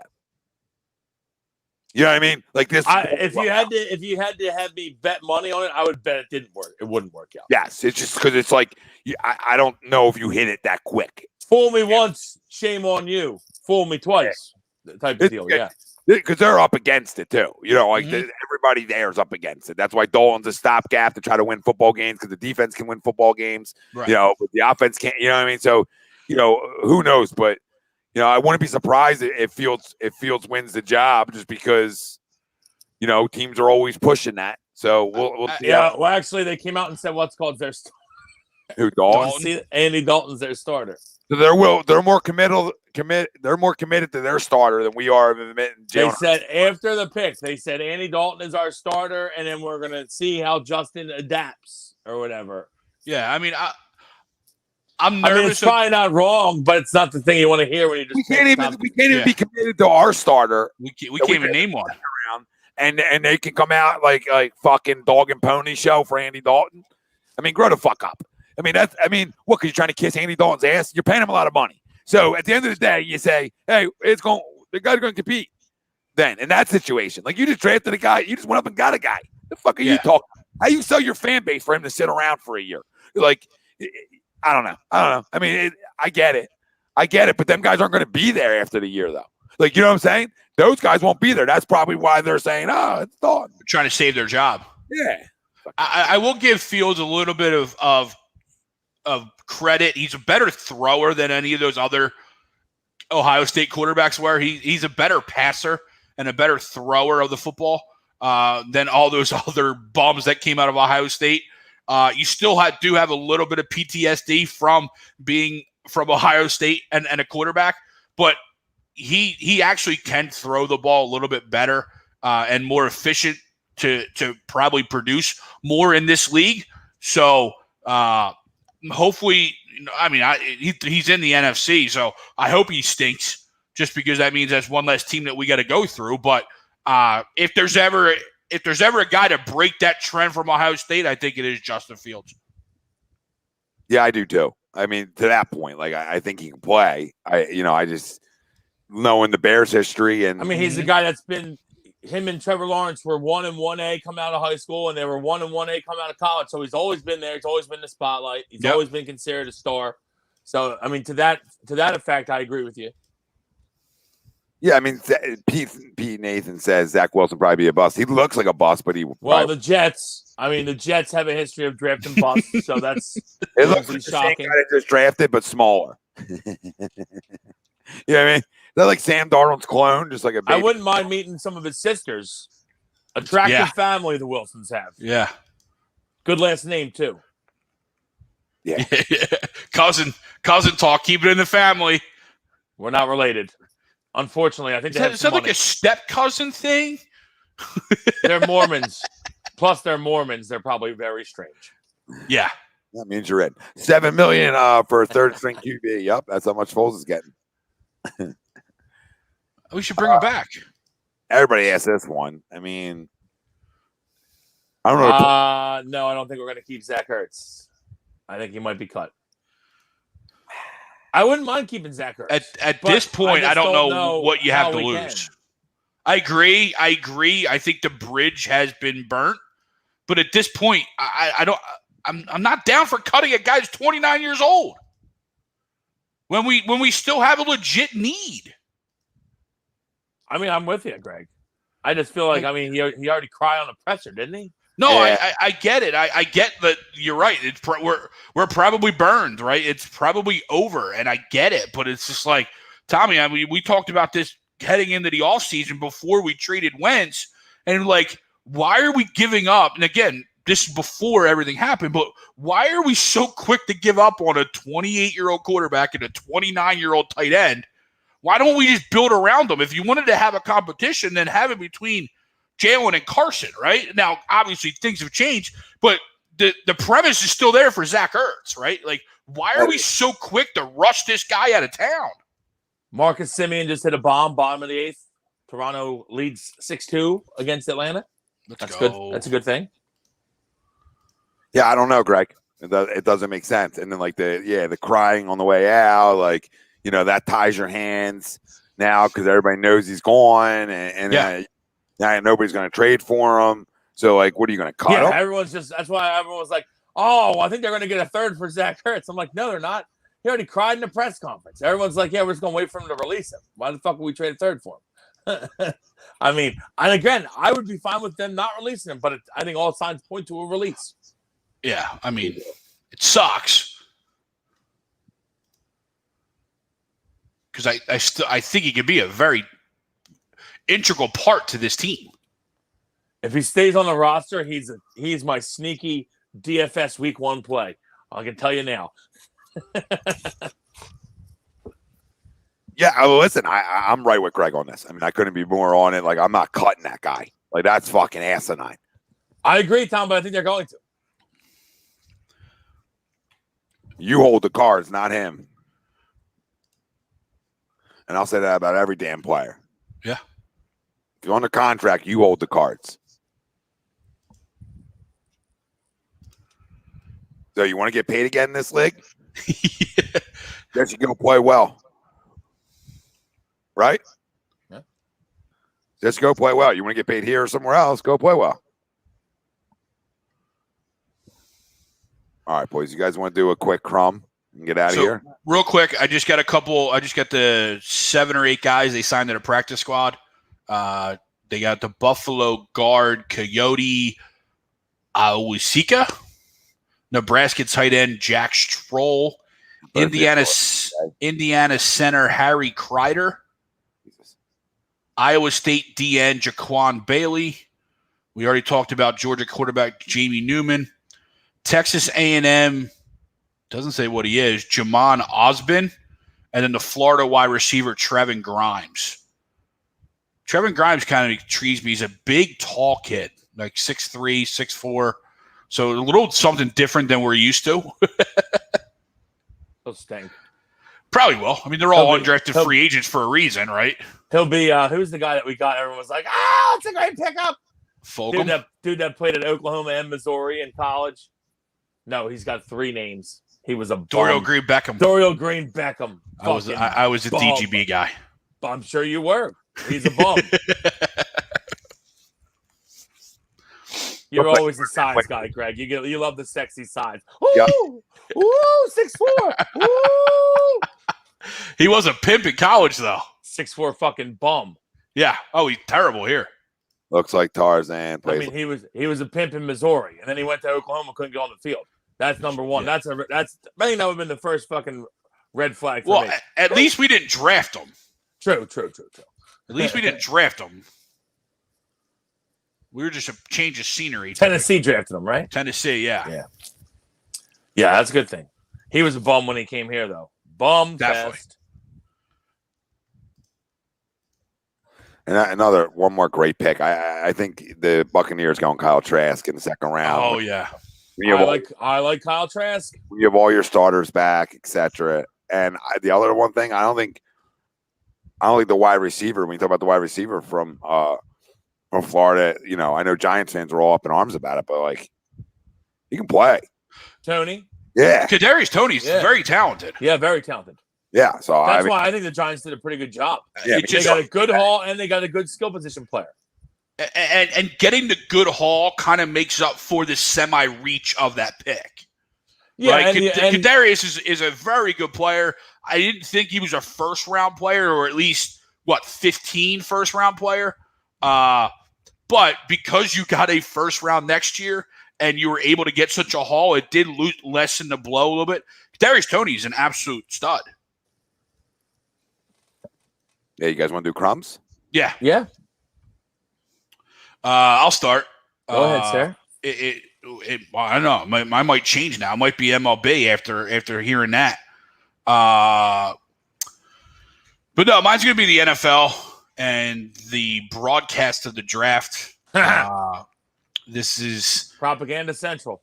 Yeah, I mean, do what you want. I don't care. But I just don't shove it down anyone's face. I don't care who's vaccinated, who's not vaccinated, and the fully vaccinated draft room, and the not fully vaccinated draft room. And then the third day, they had a legit vaccination happen on air.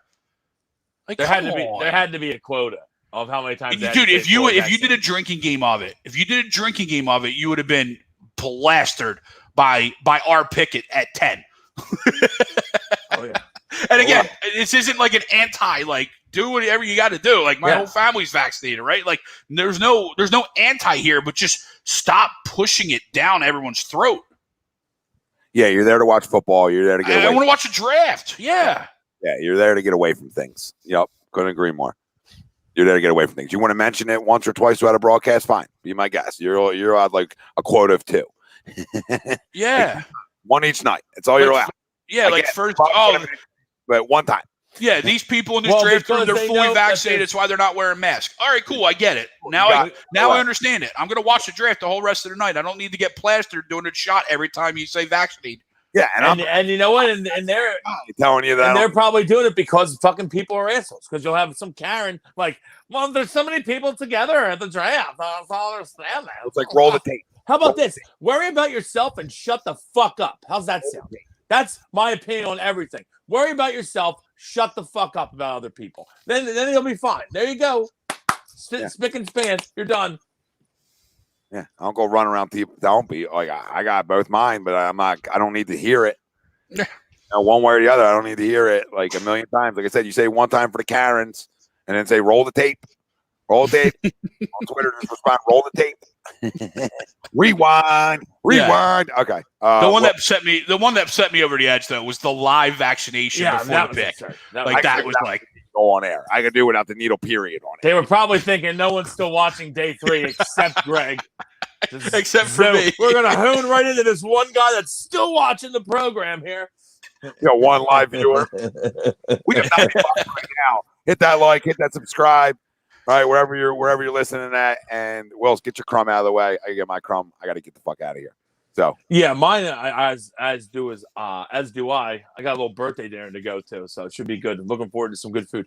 But I gotta go hard. To me, it's gonna be. I was gonna say the Phillies really because I was upset with how they responded, but I did like how Neris threw at Arenado the next night. I feel like we kind of got punked a little bit by St. Louis. But I'm going to go MLB after hearing this Alvarado news because it's nonsense. It's nonsense. This is a guy who's starting to get his strike zone. Obviously, he's got dynamic stuff, and we're just worried about him walking people. But now he's going to get suspended for 3 games. There'll be more time off. He'll probably come back and walk 3 more guys this next time that he comes back. And it's for what? Because he struck a guy out and told him to go to the fucking dugout. And then they had a couple curse words back and forth between each other. Nothing happened. How is this guy suspended 3 games? Is Dominic Smith suspended? Because he fucking better be. I don't understand. It's fucking nonsense. Why? Why even step in right there? If there's punches thrown, okay, suspend players. Why are we suspending people for nothing? He didn't even hit anybody. Nonsense. How about the guy that threw at Reese then? Did he get suspended? He didn't hit him. But the next inning after that guy tried to hit Reese.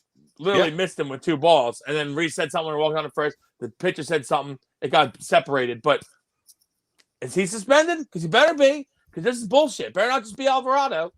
Fucking MLB. Typical MLB. Ruining fucking baseball. I couldn't agree more. Couldn't agree more. And they want to try and grow the game. And same thing like with Castellanos first opening day. Like he gets run over, like he runs over to catcher, gets up, flexes, and then suspends him. Like it just what are you suspending him for? Because he flexed? Like come on, grow the game. Let the guy show some personality. You wonder why your ratings tank and suck. Because it's so boring to watch anymore. And I love baseball, but I know a lot of people think it's boring. But I love it. But hey, thanks, Marky. Nothing wrong with giving some people, it's everyone wants to be more in the game now. Everyone, their individual, the social media world. So let them do it. Yep. I don't have no problem with it. I want the game to grow more because I love the game. Agreed. Absolutely. Mine is. Thanks, Marky. You guys took two good ones. Mine. Where did it go with this one? Mine's the Flyers. Man, they're bad. It's just bad. Like, I mean, I got great. Now I'm just dealing with alerts and not watching. Alertgate. Yeah, like what's there to watch? I watched a little bit last night. They're bad, man. And it's just so bad for a team that like people were talking about cup contention and all these other things. It fucking disgrace. And for all my guys who are 82ers per se and watch every game, I feel bad for you. And I'm a Flyers diehard, but I'm not watching all 82, especially if it's a fucking train wreck. You know what I mean? There's enough sports on. It's baseball season. You know what I mean? Baseball season. We're getting the NBA playoffs too. So Sixers are good. It takes your time up a little bit. Yeah. But I mean, what a terrible, terrible year. And all this young town, A, B, C, and D. Seems like all a fucking lie. So we shall see. Good one there. I mean, because it's spot on. I know it wasn't on the criteria tonight. Wasn't expected. An unexpected one. So I know we got Phil's on later, and we have Sixers on later. So let's 10-9-8 it. All right, let's go get one against the Spurs. And for the Phils, let's go take this series. Important to win series, especially against division rivals. Absolutely. Yeah. Who's starting tonight? Eflin. It's Eflin versus David Peterson. And these games for the Sixers, especially against like a team like the Spurs, right? They're almost must-win games here at this point because we can either keep, you can't lose these gimme games, right? It's not like we're facing the Heat or the Pacers, you know what I mean? Like teams Spurs that we play tough. Decently well, too, so you got to come out and play tonight. Spurs been playing tough. Definitely. They're always going to give you a good game. They're well coached. They're going to give you a good game. DeRozan's been filling it up recently, so he's hot. Hopefully we can cool him down. But I expect the Sixers to win tonight. Absolutely. These are ones you got to. Yep. These are ones you have to. Take care of the easy ones, like you said. Take care of the easy ones, per se. But they're scrappy. They're always scrappy. More runs for Toronto. Atlanta. As bad as upset as we are as the Phillies are just inconsistent, man, Atlanta cannot pitch. And that's a good thing to say.